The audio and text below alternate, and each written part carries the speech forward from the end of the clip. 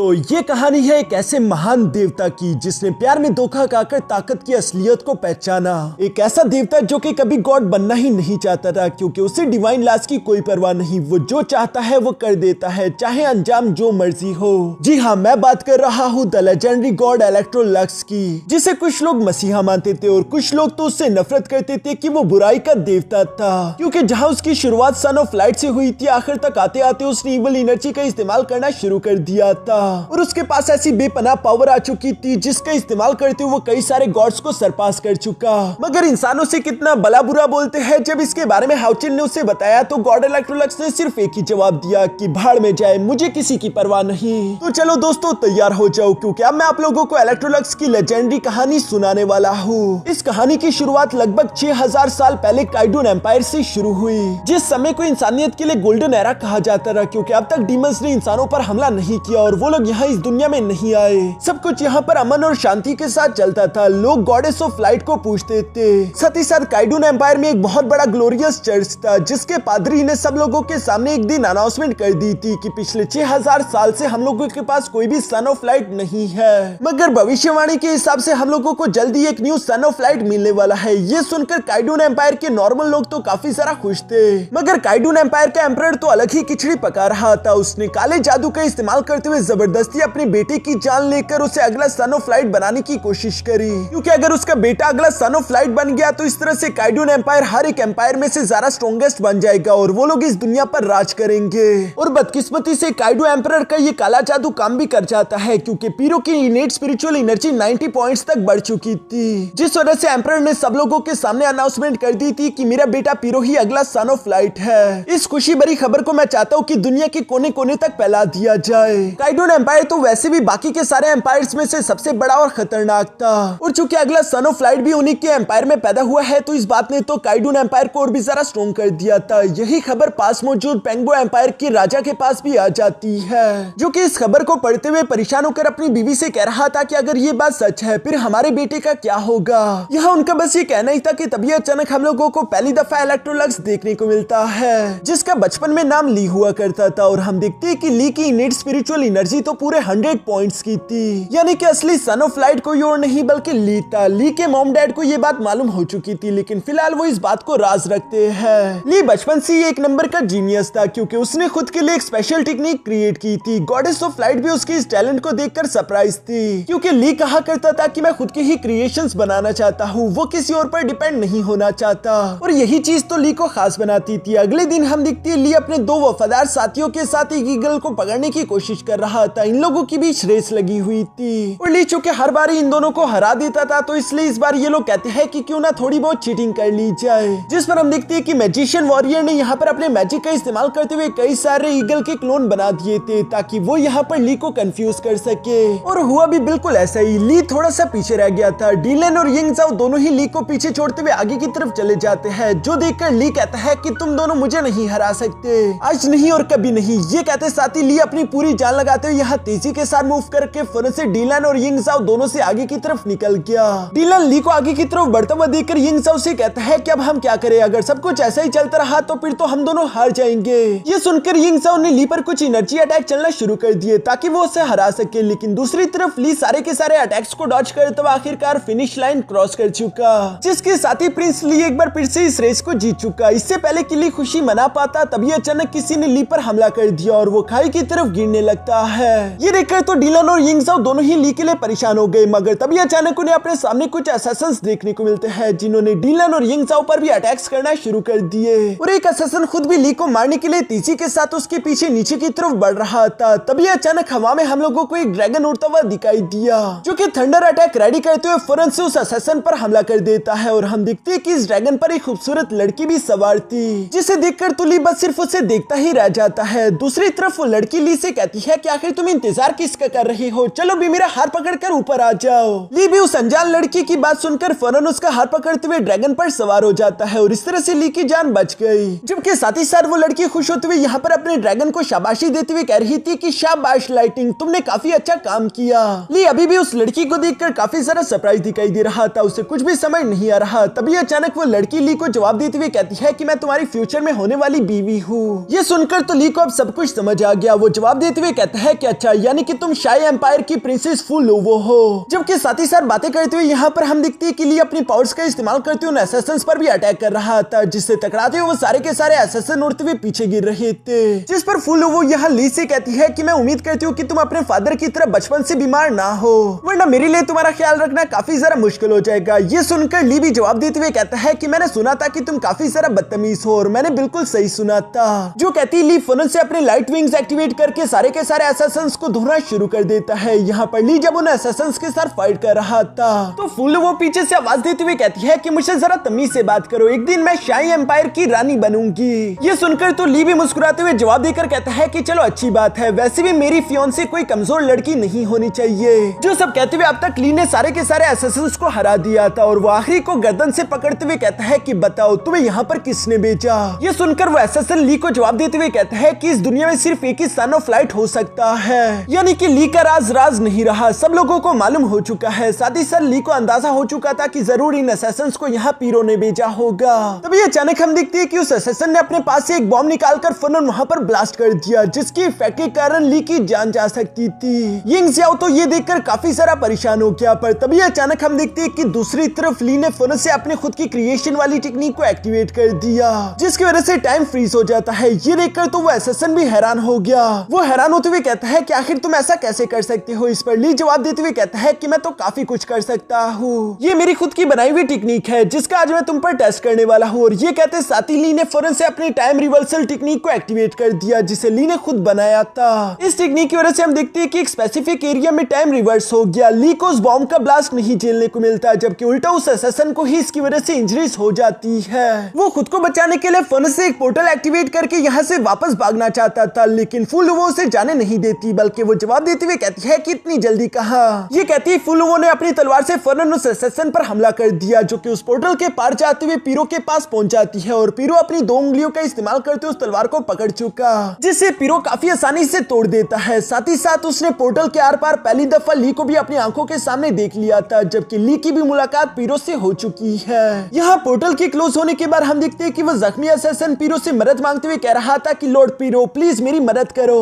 इस पर पीरो उल्टा अपनी तलवार को उसकी बॉडी में गुनसाते हुए कहता है कि मैं तुम्हारी मदद करूं, तुम नकारा हो। तुम्हें एक छोटा सा मिशन दिया था, लेकिन फिर भी तुम उसे पूरा नहीं कर पाए। और ये कहते साथी पीरो ने उस असैसिन की जान ले ली थी, जिसके बाद हम देखते हैं कि पीरो के पास एक आदमी आ जाता है, जो कि पीरो से कह रहा था कि समय हो गया। पीरो ये सुनकर अभी अपनी तलवार को उठाने ही वाला था कि तभी अचानक उसकी चेस्ट में बहुत ही सारा पेन होने लगता है। ये देखकर वो आदमी पीरो की मदद करते हुए कहता है कि लॉर्ड पीरो, तुम्हें सोर्ड ऑफ रॉयल अथॉरिटी का इस्तेमाल करते हुए सन ऑफ लाइट बनाया गया था, और इसी वजह से तुम्हें ये बड़ी कीमत चुकानी पड़ रही है। अगर तुम चाहते हो कि तुम्हें इस तलवार का बैकलैश ना झेलने को मिले, तो तुम्हें उसके लिए ली को जान से मारना होगा। सिर्फ यही एक तरीका है, क्योंकि इस दुनिया में सिर्फ एक ही सन ऑफ लाइट हो सकता है। ये बात सुनने के बाद पीरो अपनी तलवार को लेकर धीरे धीरे से बैल्कोनी की तरफ आने लगा, जहाँ नीचे की तरफ हम देखते हैं कि अवाम तो उसे ऐसे पूछ रही थी जैसे कि पीरो कोई गॉड हो, मगर पीरो अपने मन ही मन में उन पर हंसते हुए कह रहा था कि ये लोग कितने बड़े बेवकूफ है। और ये सब कहने के बाद उसने अपने सोर्ड ऑफ रॉयल अथॉरिटी को फौरन से हवा में उठा दिया,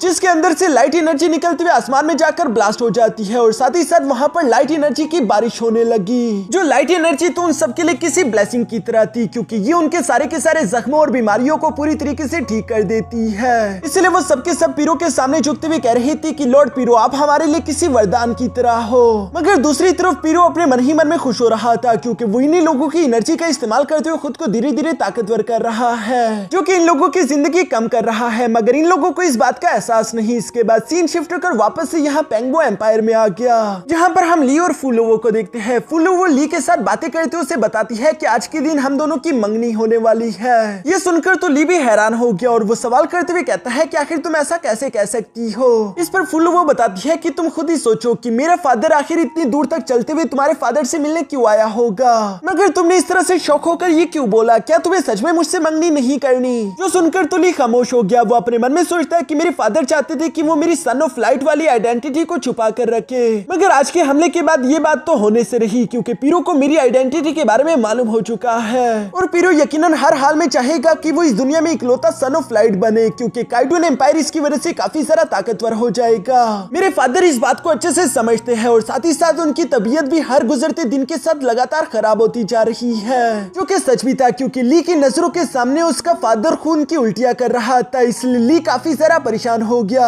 दूसरी तरफ उसका फादर भी ली से कहता है कि मुझे माफ कर देना बेटा, भी हम लोगों को थोड़ा और वक्त चाहिए, हम लोग काफी ज्यादा कमजोर है और मुझे नहीं मालूम कि मैं और कितने दिन जीऊंगा। तुम्हारे लिए और अपने पेंगो एम्पायर के लोगों की सलामती के लिए मुझे मजबूरन ये काम करना पड़ रहा है। मैं शाही एम्पायर के साथ अलायंस क्रिएट करने वाला हूँ, मेरे पास इसके अलावा दूसरा कोई रास्ता नहीं। इसी वजह से हम देखते हैं कि ली भी एग्री हो गया, वो चाहे इस शादी से खुश हो या फिर नहीं, मगर उसे हाँ करनी ही होगी अपने पेंगो एम्पायर के लोगों की सलामती के लिए। यहाँ जब ली इन सारी सोचों में घूमता तभी अचानक मिस फूलो दोबारा ली से सवाल करते हुए कहती है कि आखिर तुम इतने ज्यादा खोए हुए क्यों हो, क्या तुम सच में मुझे पसंद नहीं करते या फिर कोई और मसला है। इस पर ली जवाब देते हुए कहता है कि अभी तो हम दोनों को मिले हुए आधा दिन भी नहीं हुआ, आखिर मैं इस सवाल का जवाब कैसे दे सकता हूँ। जिस पर फूलो वो कहती है फिर आखिर डर किस बात का, वैसे भी एक दूसरे को जानने के लिए हमारे पास पूरी जिंदगी होगी। ली भी मुस्कुराते हुए जवाब देकर कहता है कि हाँ तुमने सही कहा और मैं इस चैलेंज के लिए तैयार हूँ। जिसके साथ ही हम देखते हैं कि ली और फूलो की आखिरकार उसी शाम मंगनी हो गई। दोनों ही अपने अपने हाथ पर कट लगाते हुए साथ ही साथ अपने खून को एक दूसरे के साथ मिलाते हुए साथ कसमें खाते हैं कि कभी भी हम एक दूसरे का साथ नहीं छोड़ेंगे। अब से तुम मेरी हो, मैं तुम्हारा, हम दोनों ही एक दूसरे का साथ देंगे। तुम्हारी मुश्किलें मेरी मुश्किलें है और मेरी मुश्किलें तुम्हारी मुश्किलें। आज के बाद से हम दोनों एक है, हम दोनों को सिर्फ मौत ही जुदा कर सकती है। और इसी तरह से 7 कसमें खाने के बाद इन दोनों की एंगेजमेंट सेरेमनी कंप्लीट हो गई, जो देखकर इन दोनों के पेरेंट्स और साथ ही साथ सारी की सारी पब्लिक भी काफी ज्यादा खुश थी। साथ ही साथ हमें यहाँ पर फूलो की गार्ड भी देखने को मिलती है जिसका नाम एडसी था, जो कि बिल्कुल चेरी की तरह दिखती थी। वो भी यहाँ पर इन दोनों की जोड़ी देखकर काफी ज्यादा खुश थी और इनको सलामती की दुआ दे रही थी। तभी अचानक हम देखते हैं कि ली फूलो का हाथ पकड़कर उसके साथ तेजी से भागते हुए क्लिफ से कूद गया, जो देखकर तो सब लोग ही सरप्राइज हो गए थे। मगर हमें जानने को मिलता है कि क्लिफ से नीचे तो पहले ही थंडर ड्रैगन मौजूद था, जो कि इन दोनों को सवार करते हुए हवा में ले आया। और अब इसी तरह से धीरे धीरे वक्त गुजरता रहा। मिस फूलो और ली दोनों बड़े हो चुके थे। ली ने बड़े होने के बाद अपना नाम चेंज कर लिया था। सब लोगों ने उसे प्यार से इलेक्ट्रोलक्स पुकारना शुरू कर दिया है, क्योंकि इलेक्ट्रोलक्स का मतलब होता है बहुत ही ज्यादा तेज चमकने वाली रोशनी, और सब लोग ली को इसी नजर से देखते थे। और चूंकि इलेक्ट्रोलक्स ने यहाँ फूलो के साथ अब तक इतना समय गुजार लिया था, तो धीरे धीरे इलेक्ट्रोलक्स को भी फूलो पसंद आने लगी थी। वो फूलो को दिल से एक्सेप्ट कर चुका था। और चूंकि पेंगो एम्पायर और शाही एम्पायर दोनों एक दूसरे के साथ रिश्ते में जुड़ चुके थे, तो इसी वजह से ये दोनों एम्पायर भी पहले से स्ट्रॉन्ग हो चुके। यहाँ के लोगों के लिए ये बात काफी अच्छी थी, सब कुछ अच्छे से चल रहा था। लेकिन काइडून एम्पायर को बेशक ये बात पसंद नहीं, इसलिए हम देखते हैं कि धीरे धीरे उसने पेंगो एम्पायर पर अपनी आर्मी को जंग करने के लिए भेजना शुरू कर दिया। ये बात इलेक्ट्रोलक्स के फादर को काफी ज्यादा परेशान कर रही थी। पर तभी अचानक उन्हें बैटल ऑफ जीनियसेस की खबर मिलती है। ये बैटल ऑफ जीनियसेस कंपटीशन काफी ज्यादा खास था, जिसे ग्लोरियस चर्च ऑर्गेनाइज करता है। इस कंपटीशन के दौरान पूरे के पूरे कॉन्टिनेंट से अलग अलग जीनियस कल्टीवेटर ग्लोरियस चर्च में इकट्ठा होंगे, जिन्हें एक अलग बैटलफील्ड में बेचा जाएगा। और वहां पर गॉडेस ऑफ लाइट के ब्लेसिंग के साथ ये लोग आपस में फाइट करेंगे। रैंडमली एक दूसरे के साथ फाइट करने पर जो भी वॉरियर हारेगा उसे सेफली बैटल ग्राउंड से बाहर भेज दिया जाएगा, यानी कि किसी की भी जान नहीं जाएगी। इसलिए इलेक्ट्रोलक्स उस बैटल ऑफ जीनियसेस कंपटीशन के लिए तैयार होते हुए कहता है कि मैं जाकर उस चैंपियनशिप को जरूर जीतूंगा, क्योंकि अब वक्त आ चुका है कि मैं दुनिया के सामने अनाउंसमेंट कर दूं कि असली सन ऑफ लाइट मैं ही हूँ। हालांकि इलेक्ट्रोलक्स को ये बात अच्छे से मालूम थी कि पीरो जरूर कोई ना कोई इवल चाल चलेगा, मगर वो अपने पेरेंट्स को इस बारे में परेशान नहीं करना चाहता था। इसके बाद हम लोगों को काइडून एम्पायर का सीन दिखाया जाता है, जहां पर सब लोग इस बैटल ऑफ जीनियसेस को लेकर काफी ज्यादा एक्साइटेड थे, क्योंकि उन लोगों का नकली सन ऑफ लाइट पीरो इस कंपटीशन में हिस्सा लेने वाला था। और उन्हें लग रहा था कि इस कंपटीशन का तो विनर यकीनन पीरो ही होगा, मगर ये बात तो वक्त ही बताने वाली है। हम देखते हैं कि इस कंपटीशन को ऑर्गेनाइज करने वाला ग्लोरियस चर्च का पादरी था, जो कि सब लोगों के सामने सारे के सारे जीनियसेस को एक जगह पर इकट्ठा कर लेता है। इस कंपटीशन के लिए इकट्ठा होते हुए एक बार फिर से आखिरकार यहाँ पीरो और इलेक्ट्रोलक्स का एक दूसरे के साथ आमना सामना हो गया, जहाँ पीरो इलेक्ट्रोलक्स को देखते हुए कहता है कि इलेक्ट्रोलक्स, आखिरकार तुम अपनी गुफा से निकलकर बाहर आ ही गई, मुझे नहीं लगा था कि तुम इतने अरसे तक खामोश बैठोगे। जिस पर इलेक्ट्रोलक्स पीरो को जवाब देते हुए कहता है कि मैं तो बस सिर्फ इंतजार कर रहा था कि तुम्हारे ये झूठ का गुब्बारा और जरा बड़ा हो जाए, क्योंकि जितना बड़ा गुब्बारा उतना ही फोड़ने में ज्यादा आवाज आएगी। यहाँ पीरो और इलेक्ट्रोलक्स दोनों ही एक दूसरे के आमने सामने आ चुके थे। तभी अचानक ग्लोरियस चर्च का पादरी सब लोगों के सामने अनाउंसमेंट करते हुए बताता है कि इस बैटल ऑफ जीनियसिस को जो भी जीतेगा उस विनर को हम लोग इनाम के तौर पर ये divine artifact ring of destiny देने वाले हैं। उम्मीद करता हूँ कि आप लोग इस कंपटीशन में अच्छा परफॉर्म करो। जो कहते साथ ही वो पादरी फौरन से इस कंपटीशन को शुरू करवा चुका, जिसके साथ ही ये सारे के सारे जीनियस फौरन से टेलीपोर्ट होते हुए बैटलफील्ड में चले गए। इस कंपटीशन में हम देखते हैं कि इलेक्ट्रोलक्स, पीरो और फुल्लो वो तीनों ही काफी सारा अच्छा परफॉर्म कर रहे थे, जहां पर बारी बारी करके इन लोगों का सामना कई सारे बीस्ट और लोगों से होता रहा, जहां अलग अलग कैंडिडेट्स को हराते हुए ये लोग इसी तरह से इस कंपटीशन में आगे की तरफ बढ़ते रहे और आखिरकार हम देखते हैं कि इलेक्ट्रोलक्स और फुल्लो का एक दूसरे के साथ आमना सामना हो गया, जो देखकर इनके बाहर मौजूद दोस्तों काफी सारा परेशान हो गए। क्या क्या होगा, क्या इलेक्ट्रोलक्स और फुल्लो एक दूसरे के साथ फाइट करेंगे? जबकि बैटल ग्राउंड के ऊपर इलेक्ट्रोलक्स को भी इस बात की समझ आ गई थी कि काइडून एम्पायर इस कंपटीशन को मैनिपुलेट कर रहा है, इसलिए वो हमें एक दूसरे के आमने सामने ले आया। वो यहाँ पर मिस फुल्लो से बात करना चाहता था, मगर दूसरी तरफ हम देखते हैं कि फुल्लो तो अपनी तलवार लेकर फौरन से इलेक्ट्रोलक्स पर हमला कर चुकी, जिससे इलेक्ट्रोलक्स अपनी एनर्जी का इस्तेमाल करते हुए ब्लॉक करके फौरन से पीछे हटा देता है। साथ ही साथ फुल्लो कहती है कि देखो, तुम मुझे हार मानने के लिए तो नहीं कहोगे, क्योंकि मैं ऐसा नहीं करने वाली। मैं तुमसे जीतने के बाद तुम्हारे लिए पीरो को भी हरा दूंगी। और इसी तरह लगातार फुल्लो इलेक्ट्रोलक्स पर अटैक करती जा रही थी, जहां इलेक्ट्रोलक्स भी फुल्लो के साथ फाइट करते उससे कह रहा था कि हाँ मैं जानता हूँ, लेकिन ये बहुत ही ज्यादा खतरनाक है। इस पर फुल्लो इलेक्ट्रोलक्स से कहती है कि शायद तुम भूल गए, लेकिन पिछली बार भी मैंने तुम्हारी जान बचाई थी। जिस पर इलेक्ट्रोलक्स जवाब देते हुए कहता है कि हाँ, लेकिन इस बार मैं तुम्हें अपनी जान खतरे में नहीं डालने दूंगा। ये सुनकर फुल्लो भड़कते हुए कहती है कि इलेक्ट्रोलक्स सीरियस हो जाओ, तुम मुझे अपनी फियांसे की तरह हर बार ट्रीट नहीं कर सकते। असल में फुल्लो सब लोगों के सामने साबित करना चाहती थी कि वो भी किसी से कम नहीं है, और लगातार उसने स्लैश अटैक यहाँ इलेक्ट्रोलक्स पर चलना शुरू कर दिए थे, जिन अटैक्स को तो इलेक्ट्रोलक्स काफी आसानी के साथ डॉज कर चुका, इवन कि वो उसके थंडर ड्रैगन अटैक को भी ब्लॉक कर लेता है। यहाँ पर इलेक्ट्रोलक्स की नजर में तो फुल्लो अभी भी वही क्यूट सी बच्ची है, जिसे इलेक्ट्रोलक्स चोट नहीं पहुंचाना चाहता था, जबकि फुल्लो बार बार इलेक्ट्रोलक्स के सामने इंसिस्ट कर रही थी कि प्लीज मेरे साथ सीरियस होकर फाइट करो, क्योंकि मैं किसी की ट्रॉफी बनकर नहीं रहना चाहती। तभी अचानक हम देखते हैं कि इलेक्ट्रोलक्स ने फौरन से अपने क्राउनलेस नो सल्वेशन टेक्निक को एक्टिवेट कर दिया। ये वही टेक्निक है जिसे इलेक्ट्रोलक्स ने खुद बनाया था, और इस बार इस टेक्निक का इस्तेमाल करते हुए हम देखते हैं कि इलेक्ट्रोलक्स ने उस जगह के टाइम को फ्रीज कर दिया, जिसकी वजह से वो तेजी से मूव करते हुए फौरन से यहाँ फुल्लो के सामने आकर उसे अपनी तलवार से हिट करते हुए नीचे की तरफ गिरा देता है। और चूंकि फुल्लो की तलवार उसके हाथ से गिर चुकी थी, तो इसी वजह से इलेक्ट्रोलक्स ने अपनी तलवार उसकी गर्दन पर तान दी। फुल्लो यहाँ पर हार गई। हारते हुए फुल्लो इलेक्ट्रोलक्स से कहती है कि तुम्हारी ये खुद की बनाई हुई स्किल पहले से इवॉल्व हो गई, जिस पर इलेक्ट्रोलक्स भी जवाब देते हुए कहता है कि हाँ, तुमने बिल्कुल सही कहा। पहली दफा जब मैंने स्किल को बनाया था, तो ये अपने आसपास एक छोटा सा डोमेन क्रिएट करते उसके आसपास की टाइम को इफेक्ट कर सकता था, मगर इतने अरसे में मैंने इस क्राउनलेस नो सल्वेशन टेक्निक के साथ थोड़े बहुत और एक्सपेरिमेंट्स करे,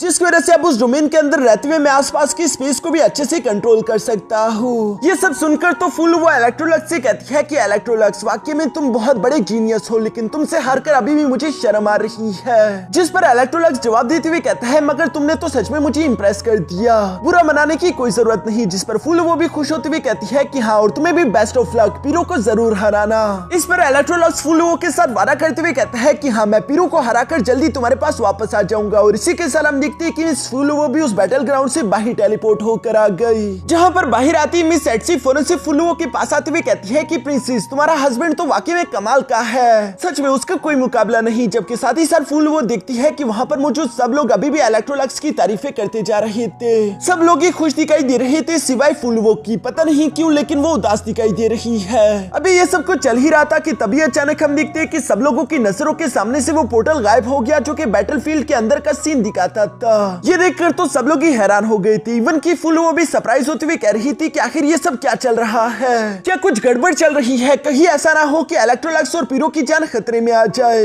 जिस पर ग्लोरियस चर्च का वो पादरी बाहर की तरफ आते हुए सब लोगों को शांत करते हुए कहता है कि फिक्र मत करो, किसी गड़बड़ी की वजह से हम लोग इस बैटल को तो नहीं देख पाएंगे, लेकिन जो भी विनर होगा वो फौरन से टेलीपोर्ट होकर बाहर आ जाएगा और किसी को भी कुछ नहीं होने वाला। मगर उसकी बातें सच नहीं थी, क्योंकि दूसरी तरफ बैटलफील्ड में हम देखते हैं कि कई सारे लेवल 8 के असैसिन्स ने एक साथ ही इलेक्ट्रोलक्स को मारने के लिए उस पर हमला करना शुरू कर दिया है। जिन असैसिन्स के साथ तो इलेक्ट्रोलक्स काफी कूल तरीके से फाइट करता जा रहा था, उसके सामने ये लेवल 8 के असैसिन्स तो कुछ भी नहीं। और साथ ही साथ इलेक्ट्रोलक्स को ये भी मालूम हो चुका था कि जरूर ये पीरो की ही चाल होगी, इसलिए वो ऊंची आवाज में कहता है कि चलो भी पीरो, सबके सामने आ जाओ, मैं जानता हूँ कि तुम भी यहीं पर कहीं होगे। दूसरी तरफ पीरो आवाज देते हुए कहता है कि इतनी भी जल्दी क्या है, पहले मेरे असैसिन्स को तो तुम्हारे साथ मजे करने दो, एक बार वो तुम्हारे साथ मजे कर ले, उसके बाद मैं भी तुम्हारे सामने आ जाऊंगा। ये सुनकर इलेक्ट्रोलक्स उन असैसिन से कहता है कि चलो एक साथ मुझ पर हमला करो, और उन सारे के सारे असैसिन्स ने एक साथ ही इलेक्ट्रोलक्स को मारने के लिए उस पर हमला कर दिया। जिन सबके सब असैसिन्स को इलेक्ट्रोलक्स सिर्फ एक ही थंडर एनर्जी अटैक का इस्तेमाल करते हुए खत्म कर देता है। उन सारे के सारे असैसिन्स को जैसे ही इलेक्ट्रोलक्स ने मारा तभी अचानक उसके पीछे से पीरो भी आ गया, जो कि इलेक्ट्रोलक्स से कह रहा था कि शाबाश इलेक्ट्रोलक्स, तुमने तो मुझे इंप्रेस कर दिया।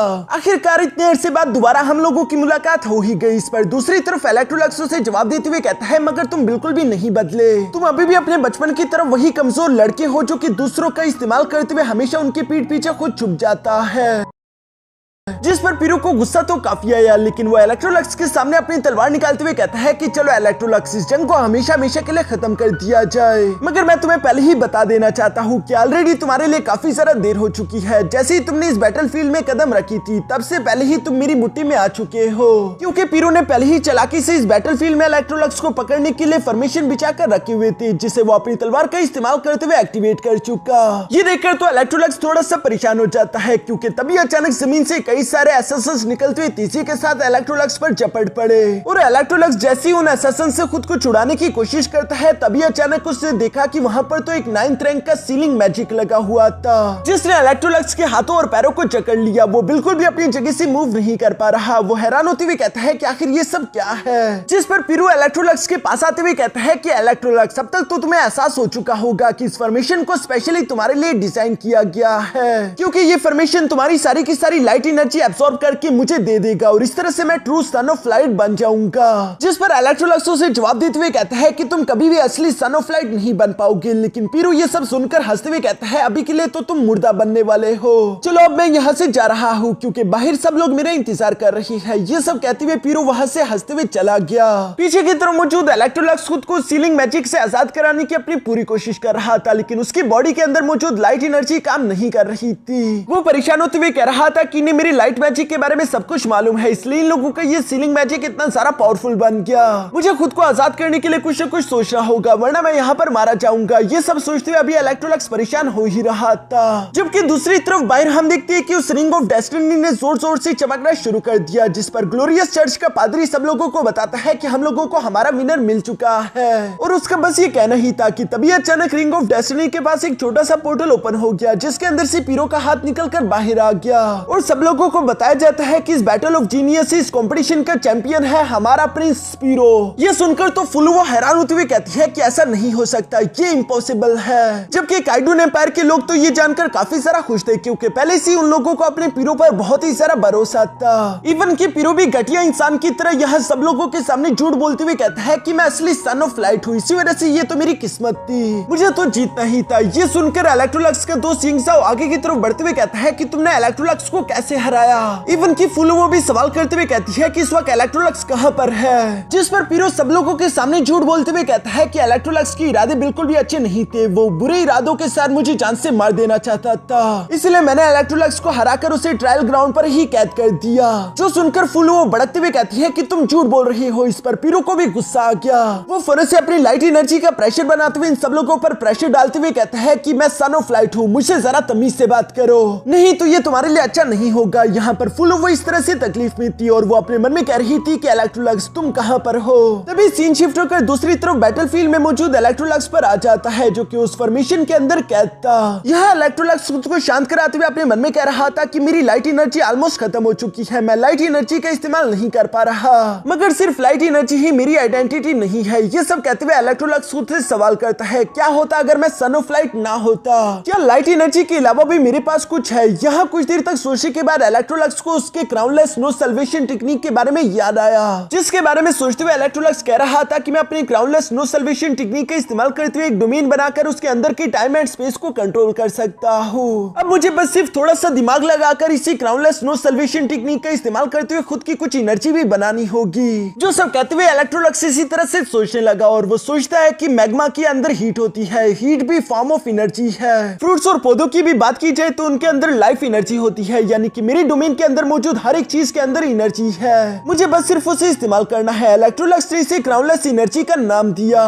जिसकी दूसरी तरफ बाहर पीरो सब लोगों पर अपनी हुक्मरानी चलाते हुए कह रहा था कि मैं असली सन ऑफ लाइट हूँ। आज के बाद से मैं जो कहूंगा वही सच होगा। किसी ने भी मेरे खिलाफ अगर आवाज उठाने की कोशिश करी तो वो मारा जाएगा। यहाँ पर तो पहले से ही कई सारे लोग पीरो को गॉड की तरफ पूछ रहे थे क्योंकि वो सन ऑफ लाइट है। और इससे पहले कि पीरो यहाँ पर रिंग ऑफ डेस्टिनी को पहनते हुए इलेक्ट्रोलक्स के दोस्तों को चोट पहुंचा पाता, तभी अचानक हम देखते हैं कि उसकी रिंग ऑफ डेस्टिनी वाली उंगली कटकर अलग हो गई, जो देखकर तो सब लोग ही हक्का बक्का रह गए थे। जबकि दूसरी तरफ हम देखते हैं कि वो रिंग ऑफ डेस्टिनी तेजी के साथ मूव करते हुए साइड पर चली जाती है, जहाँ पर आसमान में एक बहुत बड़ा पोर्टल ओपन हो गया और उस पोर्टल के अंदर से इलेक्ट्रोलक्स काफी कूल तरीके से निकलते हुए बाहर आ जाता है। जबकि रिंग ऑफ डेस्टिनी भी फौरन से इलेक्ट्रोलक्स को मास्टर के तौर पर चूज कर चुकी थी। इलेक्ट्रोलक्स की एनर्जी यहाँ पर काफी ज्यादा टेरिफाइंग महसूस हो रही थी। वो पीरो से कहता है कि ये रिंग ऑफ डेस्टिनी भी जानती है कि इसका असली मालिक कौन है। दूसरी तरफ पीरो तो हैरान होते हुए इलेक्ट्रोलक्स से कह रहा था कि आखिर तुम जिंदा कैसे हो, तुम यहाँ पर बाहर कैसे आ गए। जिस पर इलेक्ट्रोलक्स मुस्कुराकर जवाब देते हुए कहता है कि अभी तुम्हारे पास इतना दिमाग नहीं कि मैं तुम्हें ये सब कुछ समझा सकूं, इसलिए बेहतर है कि मैं तुम्हें ये दिखा ही दूं। जो कहते साथ ही इलेक्ट्रोलक्स ने सिर्फ एक ही हाथ की पावर का इस्तेमाल करते हुए यहाँ पीरो को वापस से उसकी नॉर्मल कंडीशन में भेज दिया। पीरो की इनेट स्पिरिचुअल एनर्जी धीरे धीरे करके कम होने लगी। वो 90 पॉइंट से वापस 30 पॉइंट पर आकर गिर जाता है, जो कि उसके असली इनेट स्पिरिचुअल पॉइंट्स थे। ये देखकर तो आप सब लोगों को समझ आ गया कि पीरो एक नकली सन ऑफ लाइट था। उसने ब्लैक मैजिक का इस्तेमाल करते हुए खुद को सन ऑफ लाइट बनाया, इसलिए सब लोग उसे फ्रॉड और कमीना कहकर पुकार रहे थे कि तुमने हमें बेवकूफ बनाया। पीरो यहाँ पर खुद की बेइज्जती सुन रहा था और उसे ये बात काफी ज्यादा गुस्सा दिला रही थी। वो बेकाबू होते हुए कहता है कि ये अच्छा नहीं हुआ इलेक्ट्रोलक्स, मैं तुम्हें इसकी सजा जरूर दूंगा। ये सब कहते हुए पीरो डार्क मैजिक का इस्तेमाल करते हुए खुद को पूरी तरीके से उसके वश में कर देता है। साथ ही साथ पीरो ने वहां पर सोर्ड ऑफ रॉयल अथॉरिटी भी समन कर ली थी, जिसके साथ वो इलेक्ट्रोलक्स से कह रहा था कि इलेक्ट्रोलक्स, आज मैं तुम्हें सब लोगों के सामने जान से मारकर एक बार फिर से इस दुनिया में लाइट और रोशनी ले आऊंगा। ये सुनकर दूसरी तरफ इलेक्ट्रोलक्स भी काफी कूल तरीके से सोर्ड ऑफ लाइट को समन करते हुए कहता है कि वाकई में तुम काफी ज्यादा जिद्दी हो। जिसके साथ ही हम देखते हैं कि पीरो और इलेक्ट्रोलक्स दोनों ने एक दूसरे से टकराना शुरू कर दिया। यहाँ पर ये दोनों ही बराबर की एक दूसरे को टक्कर दे रहे थे। जहाँ फाइट के दौरान पीरो कह रहा था कि मेरी सोर्ड ऑफ रॉयल अथॉरिटी काफी ज्यादा ताकतवर है, क्योंकि हमारे जनरेशंस के किंग ने अपने फ्लैश और ब्लड का इस्तेमाल करते हुए इसे फोर्ज किया। इसी वजह से ये सोर्ड किसी डिवाइन आर्टिफैक्ट से कम नहीं और आज के दिन मैं इसी का इस्तेमाल करते हुए तुम्हारी जान लूंगा। मगर इलेक्ट्रोलक्स को उसकी धमकियों से जरा सा भी फर्क नहीं पड़ता, क्योंकि 1 वर्सेस 1 बैटल में कभी भी पीरो इलेक्ट्रोलक्स को नहीं हरा सकता और उसे ये बात अच्छे से मालूम थी, इसलिए वो मुस्कुराते हुए पीरो के साथ फाइट कर रहा था। जहाँ पीरो फाइट करते हुए कहता है कि मैं एक लेवल 9 का वॉरियर हूँ, तुम लेवल 8 के, तुम मेरा मुकाबला नहीं कर सकते। ये कहते साथ ही उसने फौरन से अपनी सोर्ड डोमेन टेक्निक एक्टिवेट कर ली, जिस टेक्निक में कई सारे डिवाइन सोर्ड्स एक साथ ही समन हो गए और पीरो उन सारी की सारी डिवाइन सोर्ड्स का इस्तेमाल करते हुए एक साथ ही यहाँ इलेक्ट्रोलक्स की तरफ बढ़ रहा था ताकि वो उसे जान से मार सके। लेकिन दूसरी तरफ हम देखते हैं कि इलेक्ट्रोलक्स ने भी फौरन से अपने crownless no salvation no mercy technique को एक्टिवेट कर दिया, जो कि पीरो के उस डोमेन टेक्निक को पूरी तरीके से नलिफाई कर देती है। साथ ही साथ इलेक्ट्रोलक्स तेजी से आगे की तरफ बढ़ते हुए पीरो से कहता है कि देखो, मैं एक मामूली सोर्ड का इस्तेमाल करते हुए तुम्हारी सोर्ड ऑफ रॉयल अथॉरिटी को तोड़ने वाला हूँ। और ये बात बिल्कुल सच थी, क्योंकि इलेक्ट्रोलक्स ने सिर्फ एक ही अटैक में सोर्ड ऑफ रॉयल अथॉरिटी के 2 टुकड़े कर दिए, जो देखकर तो पीरो भी सरप्राइज रह जाता है। तभी इलेक्ट्रोलक्स ने उस पर एक और हिट भी कर दिया था। साथ ही साथ वो पीरो से कह रहा था कि चलो पीरो, अब तुम हार चुके हो तो ये बेवकूफियां करना बंद करो। मगर पीरो, जिसने बचपन से सन ऑफ लाइट बनने के लिए इतनी सारी तकलीफें झेली, वो ये सब बर्दाश्त नहीं कर पा रहा था। वो गुस्सा होते हुए कहते हैं कि नहीं, मैं इस तरह से नहीं हार सकता। मैंने इतना दर्द और तकलीफें सिर्फ इसलिए बर्दाश्त नहीं करी कि एक दिन तुम मुझे हरा दो। और ये कहते साथ ही पीरो गुस्से से पागल होने लगा, जिसकी वजह से डार्क एनर्जी उस पर काबू करने लगती है। साथ ही साथ हम देखते हैं कि पीरो वहां पर मौजूद नॉर्मल लोगों की एनर्जी अपनी तरफ खींचने लगा ताकि वो इसी एनर्जी का इस्तेमाल करते हुए खुद को ताकतवर कर सके। पीरो ने अब तक जिन लोगों को भी थोड़ी बहुत भी लाइट एनर्जी दी थी, वो उन सब लोगों की एनर्जी उनसे खींचने लगा, जिससे उन सब लोगों की जान जा सकती थी। मगर पीरो को इस बात की कोई परवाह नहीं। लेकिन दूसरी तरफ इलेक्ट्रोलक्स पीरो की तरफ देखते हुए कहता है कि पीरो देखो, मैं तुम्हें जान से नहीं मारना चाहता था, लेकिन मैं तुम्हें इस बात की इजाजत भी नहीं दे सकता कि तुम बेगुनाह लोगों की जान ले लो। ये सब कहती है इलेक्ट्रोलक्स काफी कूल तरीके से अपना हाथ हवा में उठाते हुए फौरन से गॉडेस ऑफ लाइट को वहां पर समन कर चुका, जिसकी पावर का इस्तेमाल करते हुए डार्क एनर्जी से बने हुए सारे के सारे टोर्नेडोस को खत्म कर देता है। ये देखकर पीरो हैरान होते हुए कहता है कि गॉडेस ऑफ लाइट, आखिर तुम उसका ऑर्डर क्यों सुन रही हो? तुम्हें तो मेरी बात माननी चाहिए। जबकि दूसरी तरफ हम देखते हैं कि सारी की सारी आवाम दोबारा से ठीक होने लगी और उन्हें अब समझ आ जाता है कि इलेक्ट्रोलक्स ही असली सन ऑफ लाइट है, क्योंकि उसने यहाँ पर गॉडेस ऑफ लाइट को समन करके हम सबको ठीक कर दिया। मगर दूसरी तरफ पीरो गुस्से में भड़कते हुए कहता है कि नहीं, वो असली सन ऑफ लाइट नहीं, मैं असली सन ऑफ लाइट हूँ। ये कहते हुए पीरो ने एक बहुत ही खतरनाक खतरनाक एनर्जी ड्रैगन का इस्तेमाल करते हुए इलेक्ट्रोलक्स पर हमला करने की कोशिश करी, मगर दूसरी तरफ अब इलेक्ट्रोलक्स जवाब देते हुए कहता है कि पीरो तुमने बहुत गुनाह कर लिए, अब वक्त आ चुका है कि तुम्हें तुम्हारी गुनाहों की सजा दे दी जाए। ये कहते साथ ही इलेक्ट्रोलक्स सिर्फ एक ही चुटकी में उस ड्रैगन को तबाह कर चुका।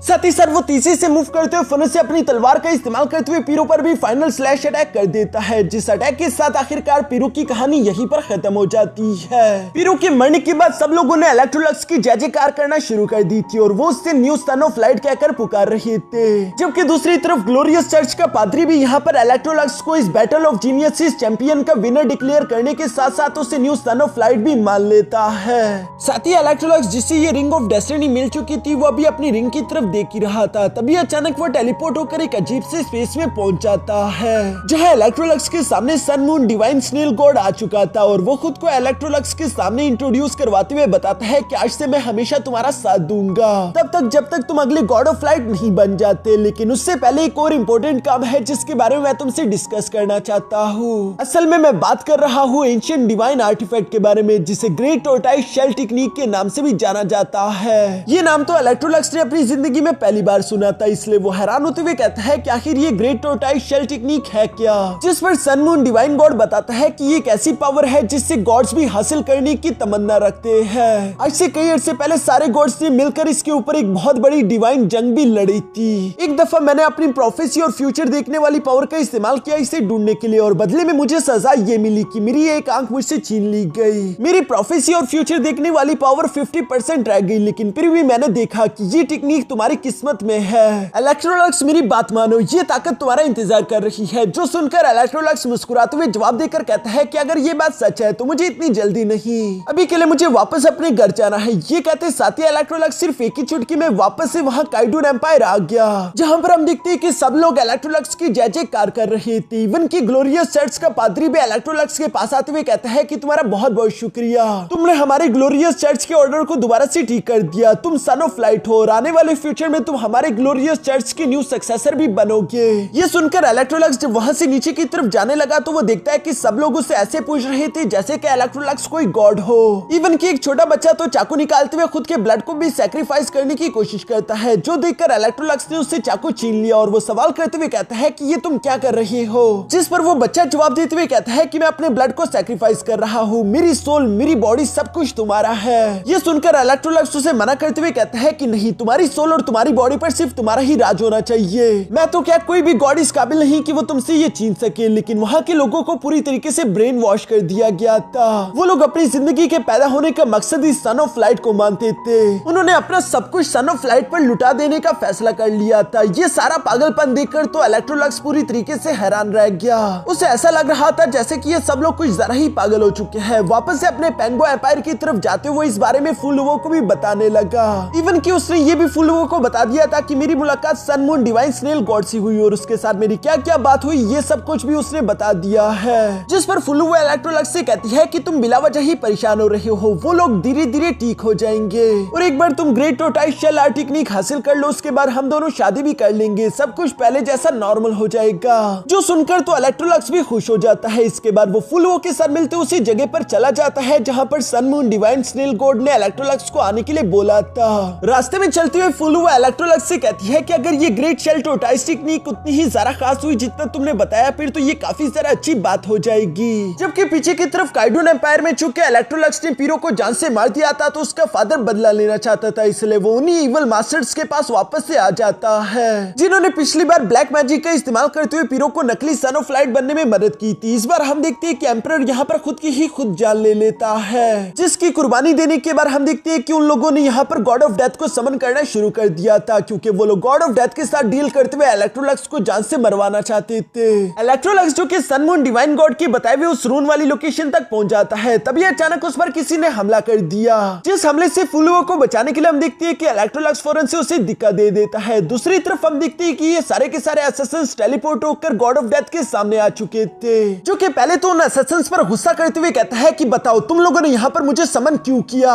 साथ ही साथ यही इवल मास्टर इलेक्ट्रोलक्स को भी टेलीपोर्ट करते हुए यहाँ गॉड ऑफ डेथ के सामने ले आए थे। जिसके बाद ये लोग गॉड ऑफ डेथ के सामने भीख मांगते हुए कहते हैं कि गॉड ऑफ डेथ हम आपके साथ डील करना चाहते हैं, हमारी जिंदगी के बदले आप इस लड़के को जान से मार डालो। जो सुनकर तो गॉड ऑफ डेथ गुस्से में आते हुए सिर्फ एक ही उंगली की पावर का इस्तेमाल करते हुए उनमें से कुछ इवल सोल मास्टर्स को जान से मार चुका, जबकि बाकी अभी भी यहाँ पर गॉड ऑफ डेथ के साथ डील करते हुए कह रहे थे कि हम अपनी जिंदगी देने के लिए तैयार है, प्लीज आप भी अपने कॉन्ट्रैक्ट को पूरा करते हुए इस इलेक्ट्रोलक्स को जान से मार डालो। जो सुनकर गॉड ऑफ डेथ ने उन बाकी के भी इवल असैसिन्स को जान से मार डाला। साथ ही साथ वो कहता है कि डील पूरी होगी, जिसके बाद गॉड ऑफ डेथ यहाँ इलेक्ट्रोलक्स की तरफ देखते हुए कहता है तो तुम हो इलेक्ट्रोलक्स। इस पर इलेक्ट्रोलक्स गॉड ऑफ डेथ की तरफ देखते हुए मुस्कुराकर कहता है कि मैंने कभी नहीं सोचा था कि तुम जैसे एक बड़े महान गॉड को भी नॉर्मल इंसान कभी ऑर्डर्स दे पाएंगे। जिस पर गॉड ऑफ डेथ जवाब देते हुए कहते हैं कि ये एक अच्छी डील थी, उन लोगों ने अपनी जान की डील करी तुम्हारी जान के बदले, तो ये मुझे मंजूर है। जो कहते साथ ही वो अपनी एक ब्लेड टेक्निक का इस्तेमाल करते हुए फौरन से इलेक्ट्रोलक्स पर हमला कर देता है। जो ब्लेड इससे पहले कि इलेक्ट्रोलक्स की जान ले पाता, तभी अचानक इलेक्ट्रोलक्स ने अपने क्राउनलेस नो सल्वेशन टेक्निक को एक्टिवेट कर दिया,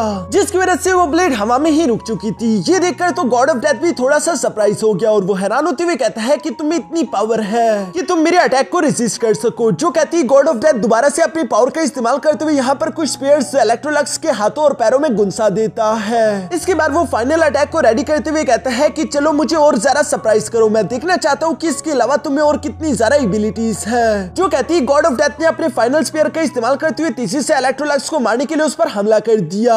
यह स्पेयर को अपनी तरफ आता हुआ देखकर इलेक्ट्रोलक्स ऊंची आवाज में चिल्लाते हुए कहता है sun moon divine god. Electrolux का बस ये कहना ही था कि तभी अचानक हम देखते हैं कि वहां पर sun moon snail divine god आ जाता है, जो कि आते साथ ही अपनी sun moon snail divine shield का इस्तेमाल करने लगा ताकि वो स्पेयर अटैक को ब्लॉक कर सके। दूसरी तरफ Electrolux sun moon snail divine god से कहता है कि तुमने जैसी प्रोफेसी की थी बिल्कुल वैसा ही हो रहा है। असल में यहाँ आने से पहले ही sun moon snail divine god ने इलेक्ट्रोलक्स को बताया था कि अगर तुम्हें ग्रेट टोटाइज शेल टेक्निक तक पहुंचना है तो उससे पहले तुम्हें खुद के अंदर इतनी हिम्मत और बहादुरी लानी होगी कि तुम खुद डेथ का मुकाबला कर सको। और चूंकि इलेक्ट्रोलक्स के अंदर ये बहादुरी थी तो इसी वजह से हम देखते हैं कि सन मून डिवाइन गॉड यहाँ पर इलेक्ट्रोलक्स के माथे पर हिट करते हुए कहता है कि अब मेरी सारी की सारी प्रोफेसी पावर खत्म हो जाएगी, इसलिए इलेक्ट्रोलक्स तुम्हें कामयाब होना ही होगा। जिसके साथ ही हम देखते हैं कि इलेक्ट्रोलक्स की सोल स्पेस में मूव करते हुए तेजी के साथ टेलीपोर्ट होकर एक अजीब से स्पेस में पहुंच गई थी, जो जगह असल में वही great tortoise shell art technique है। इधर आते साथ ही हम देखते हैं कि इलेक्ट्रोलक्स को एक आवाज सुनाई दी, जो कि इलेक्ट्रोलक्स से कह रही थी कि क्या तुम जानते हो कि ग्रेट शेल टोटाइज टेक्निक को कैसे हासिल किया जा सकता है। जैसे ही तुम यहाँ पर इंटर हुए तुम्हारा टेस्ट शुरू हो गया।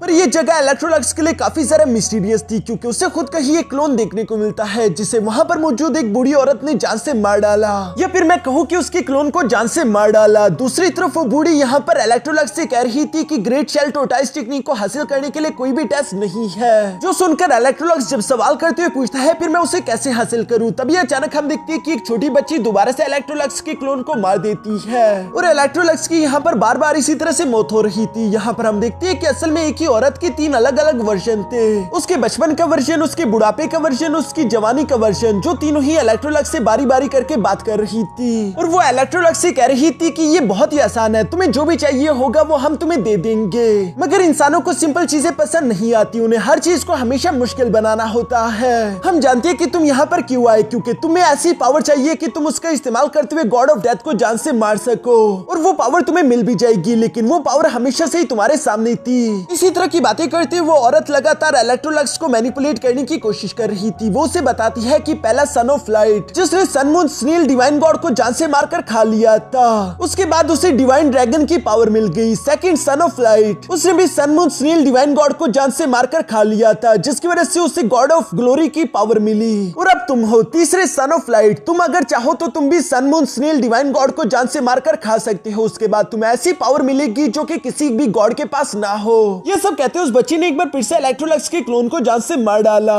यह इलेक्ट्रोलक्स को तभी अचानक अपने सामने sun moon snail divine god बंदा हुआ दिखाई देता है, जो कि उससे बात करते हुए कह रहा था कि डिवाइन स्नेल और सन ऑफ लाइट दोनों सेम ओरिजिन से आते हैं, हम दोनों की किस्मत में ही एक बनना लिखा हुआ है, किस्मत से कोई नहीं भाग सकता, इसलिए इलेक्ट्रोलक्स मुझे मारकर खा जाओ। सिर्फ यही तरीका है अपने सन ऑफ लाइट के फुल पोटेंशियल को एक्टिवेट करने का, इस तरह से तुम एक गॉड बन जाओगे और तुम में इतनी ताकत आ जाएगी कि तुम गॉड ऑफ डेथ का मुकाबला कर सको।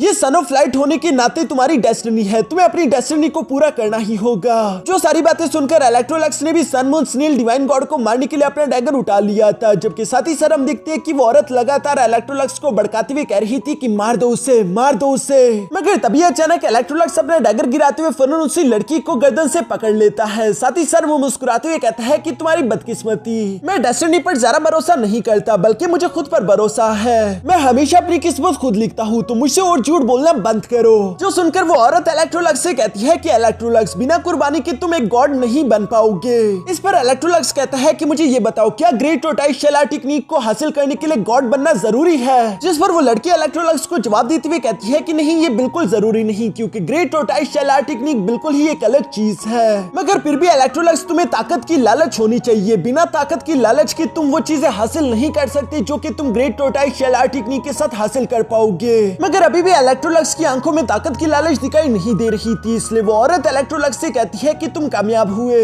असल में इस ग्रेट टोर्टोइस शेल आर्ट टेक्निक के अंदर ऐसी पावर है कि ये किसी भी यूनिवर्स को क्रिएट और डिस्ट्रॉय कर सकती है। इसमें ऐसी पावर है कि ये एक न्यू दुनिया क्रिएट कर दे। और चूंकि इलेक्ट्रोलक्स, तुम्हें खुद पर इतना ज्यादा भरोसा है, तो इसलिए तुम इस टेक्निक के लिए बिल्कुल परफेक्ट हो।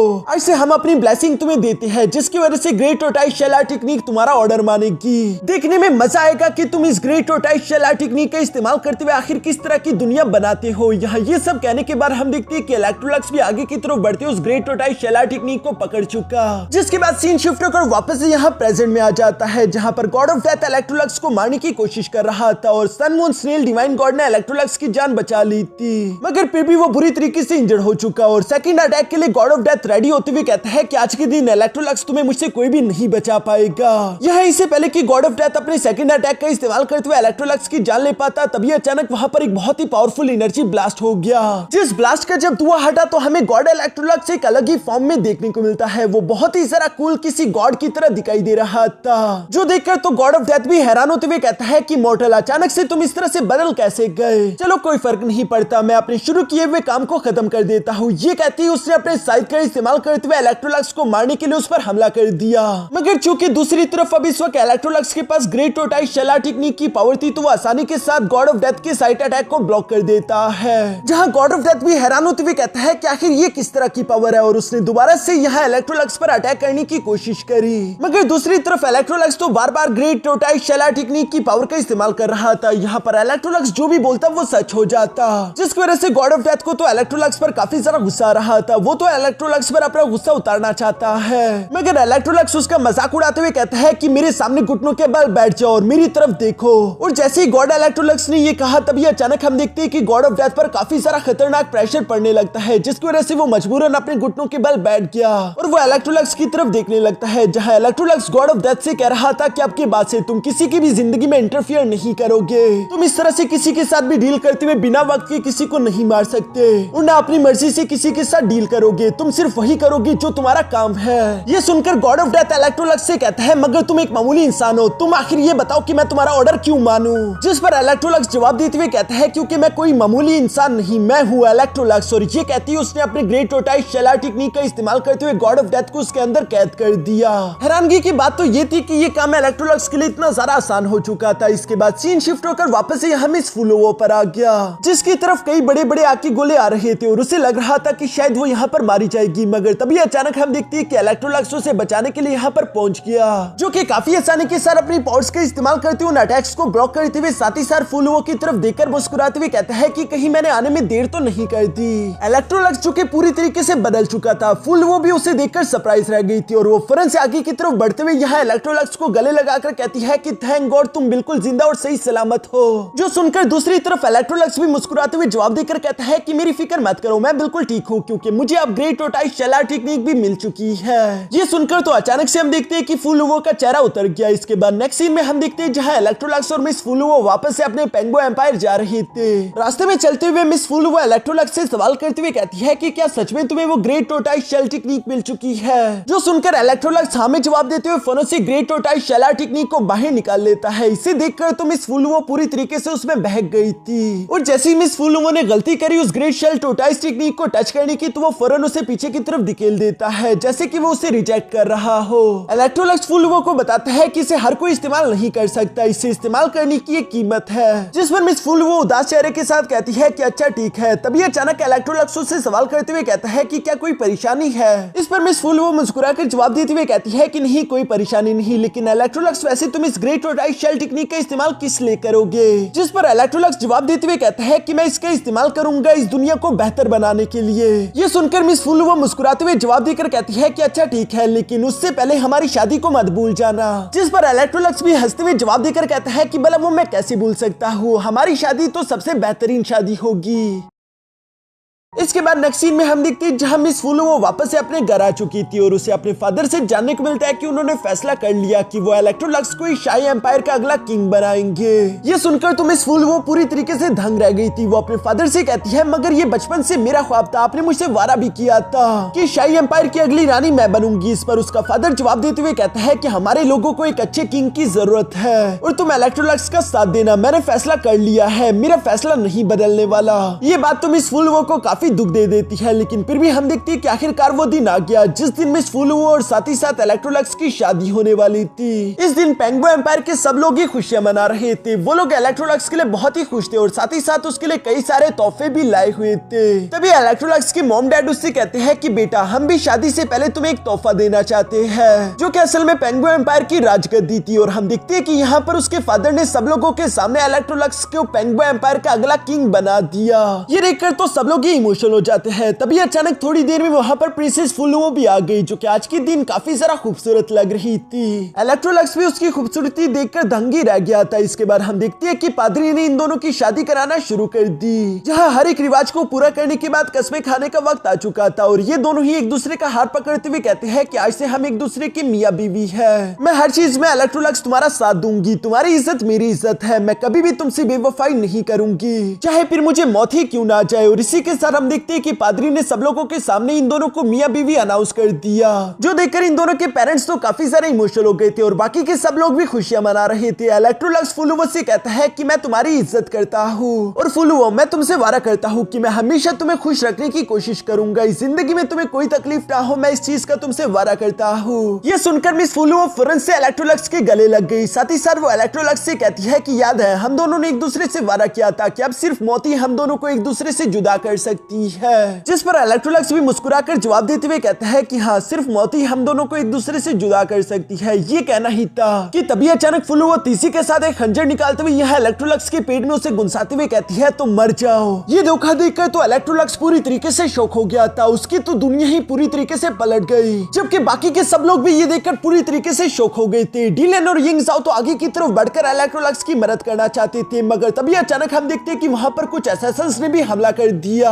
जो कि काइडून एम्पायर के वही इविल असैसिन्स थे, यानी कि मिस फुलुओ ने काइडून एम्पायर के साथ हाथ मिला लिया है। इलेक्ट्रोलक्स इस बेवफाई को देखते हुए हैरान होकर फुलुओ से सवाल करते हुए कहता है कि आखिर तुमने ये क्यों किया, जिस पर फुलुओ बताती है कि तुम मुझसे पूछ रहे हो कि ये मैंने क्यों किया। बैटल ऑफ जीनियसेस कंपटीशन के बाद ग्रेट टोर्टोइस शेल टेक्निक ने मुझे भी समन किया था, लेकिन उसने मुझे रिजेक्ट कर दिया और वहाँ पर मुझे उस औरत ने मुझे बताया कि मेरी जिंदगी का सिर्फ महान काम यही है कि मैं तुमसे शादी कर रही हूँ, इसके अलावा मेरी जिंदगी में अंधेरे के सिवा कुछ नहीं। ग्रेट टोर्टोइस शेल टेक्निक ने मुझे रिजेक्ट कर दिया, जबकि तुम पहले से ही सन ऑफ लाइट थे। इसके अलावा अब तुम्हें शाही एम्पायर का अगला किंग भी बना दिया जाएगा। सारी अच्छी चीजें आखिर तुम्हारे साथ ही क्यों हो रही है, जबकि ये सारी चीजें मैं भी तो डिजर्व करती हूँ। मैं तुम्हारी परछाई में नहीं जीना चाहती। इसी वजह से जब वो इविल असैसिन मेरे पास आया तो मैंने उसकी ऑफर को एक्सेप्ट कर लिया। उसने मुझे पॉइजनियस डैगर दिया, जिसका इस्तेमाल करते हुए सन ऑफ लाइट को मारा जा सकता है। और ये कहते हुए फुलुओ ने लगातार यह इलेक्ट्रोलक्स के पेट में खंजर कोपना शुरू कर दिए थे और साथ ही साथ वो उससे कह रही थी कि अगर तुम कभी इस दुनिया में पैदा ही ना हुए होते तो ये सारी की सारी महान चीजें मेरे साथ हो रही होती। जिसके साथ ही हम देखते हैं कि इलेक्ट्रोलक्स फौरन से जमीन पर जा गिरा। इलेक्ट्रोलक्स महसूस करता है कि वो अपनी बॉडी को मूव नहीं कर पा रहा, उसकी बॉडी में मौजूद सारी की सारी पावर खत्म हो चुकी थी। ये शायद उसी पॉइजनियस डैगर का असर था, सिवाय देखने के इलेक्ट्रोलक्स इस वक्त कुछ भी नहीं कर पा रहा। तभी अचानक हम लोग यहाँ पर पीरो को भी आता हुआ देखते हैं, जो कि आते हुए मुस्कुराकर कह रहा था कि उस पादरी के डैगर ने काम कर दिया, यानी कि वो सच में जानता है कि एक सन ऑफ लाइट को कैसे मारा जा सकता है। यहाँ पर हमें जानने को मिलता है कि असल में उसी पादरी ने पीरो को मरने से बचा लिया था और फुलुओ ने पीरो के साथ हाथ मिलाकर इलेक्ट्रोलक्स को धोखा दे दिया है। जबकि पीरो खुश होते हुए कह रहा था कि आज के दिन इलेक्ट्रोलक्स मैं तुम्हें खुद अपने हाथों से मार दूंगा। ये कहते हुए अभी इलेक्ट्रोलक्स को गर्दन से पकड़कर मारने ही वाला था कि तभी अचानक किसी ने उस पर हमला कर दिया।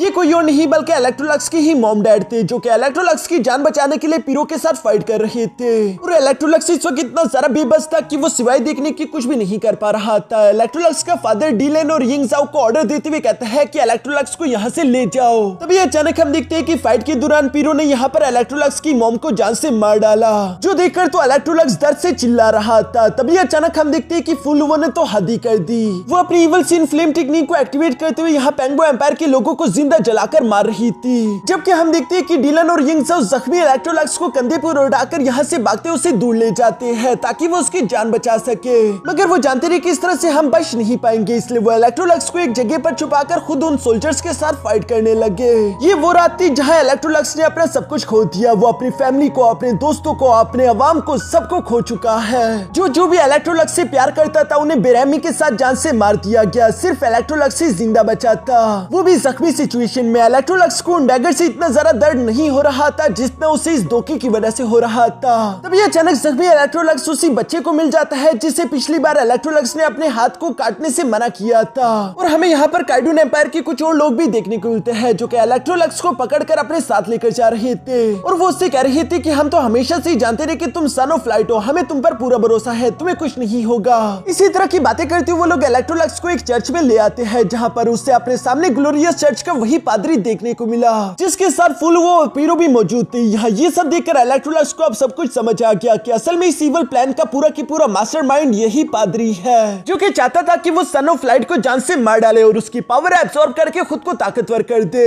इस तरह करने के बाद ये पादरी इस पूरे के पूरे कॉन्टिनेंट पर राज कर सकता है। जो सब कहने के बाद हम देखते हैं कि उन सब लोगों ने बारी बारी करके यहाँ अपने खंजर निकालते हुए इलेक्ट्रोलक्स की बॉडी में गुंसाना शुरू कर दिए ताकि वो इलेक्ट्रोलक्स को जान से मार सके। मगर इसकी वजह से हम देखते हैं कि पता नहीं क्यों मगर sun moon snail divine god बुरी तरीके से इंजर्ड हो चुका था। इसके बाद सीन शिफ्ट होकर दूसरी तरफ गॉड ऑफ डेथ पर आ जाता है जिसके पास यहाँ इलेक्ट्रोलक्स भी मौजूद था जो कि मरा नहीं बल्कि जिंदा है। वो यहाँ पर लगातार एक फॉर्मेशन के अंदर छेड़छाड़ी करते हुए किसी तरह की टेक्निक को परफॉर्म करने की कोशिश कर रहा था मगर कई सौ बार उस फॉर्मेशन के पैटर्न को चेंज करने के बावजूद भी बार बार इलेक्ट्रोलक्स नाकाम हो रहा था। जो सब देखकर गॉड ऑफ डेथ यहाँ इलेक्ट्रोलक्स से कहता है कि रुक जाओ, sun moon snail divine god ने अपनी सारी की सारी लाइट पावर तुम्हारे लिए खत्म कर दी ताकि वो तुम्हारा एक क्लोन बना सके। इस तरह उसने उस पादरी को बेवकूफ तो बना दिया लेकिन वो बिल्कुल भी तुम्हें इस तरह की कंडीशन में नहीं देखना चाहता था। तो तुम ये बेवकूफियां करना बंद करो, तुम चाहे जो मर्जी कर लो, मरे हुए लोगों को दोबारा से जिंदा नहीं किया जा सकता। गॉड ऑफ क्रिएशन का ये रूल है और इस रूल को नहीं तोड़ा जा सकता।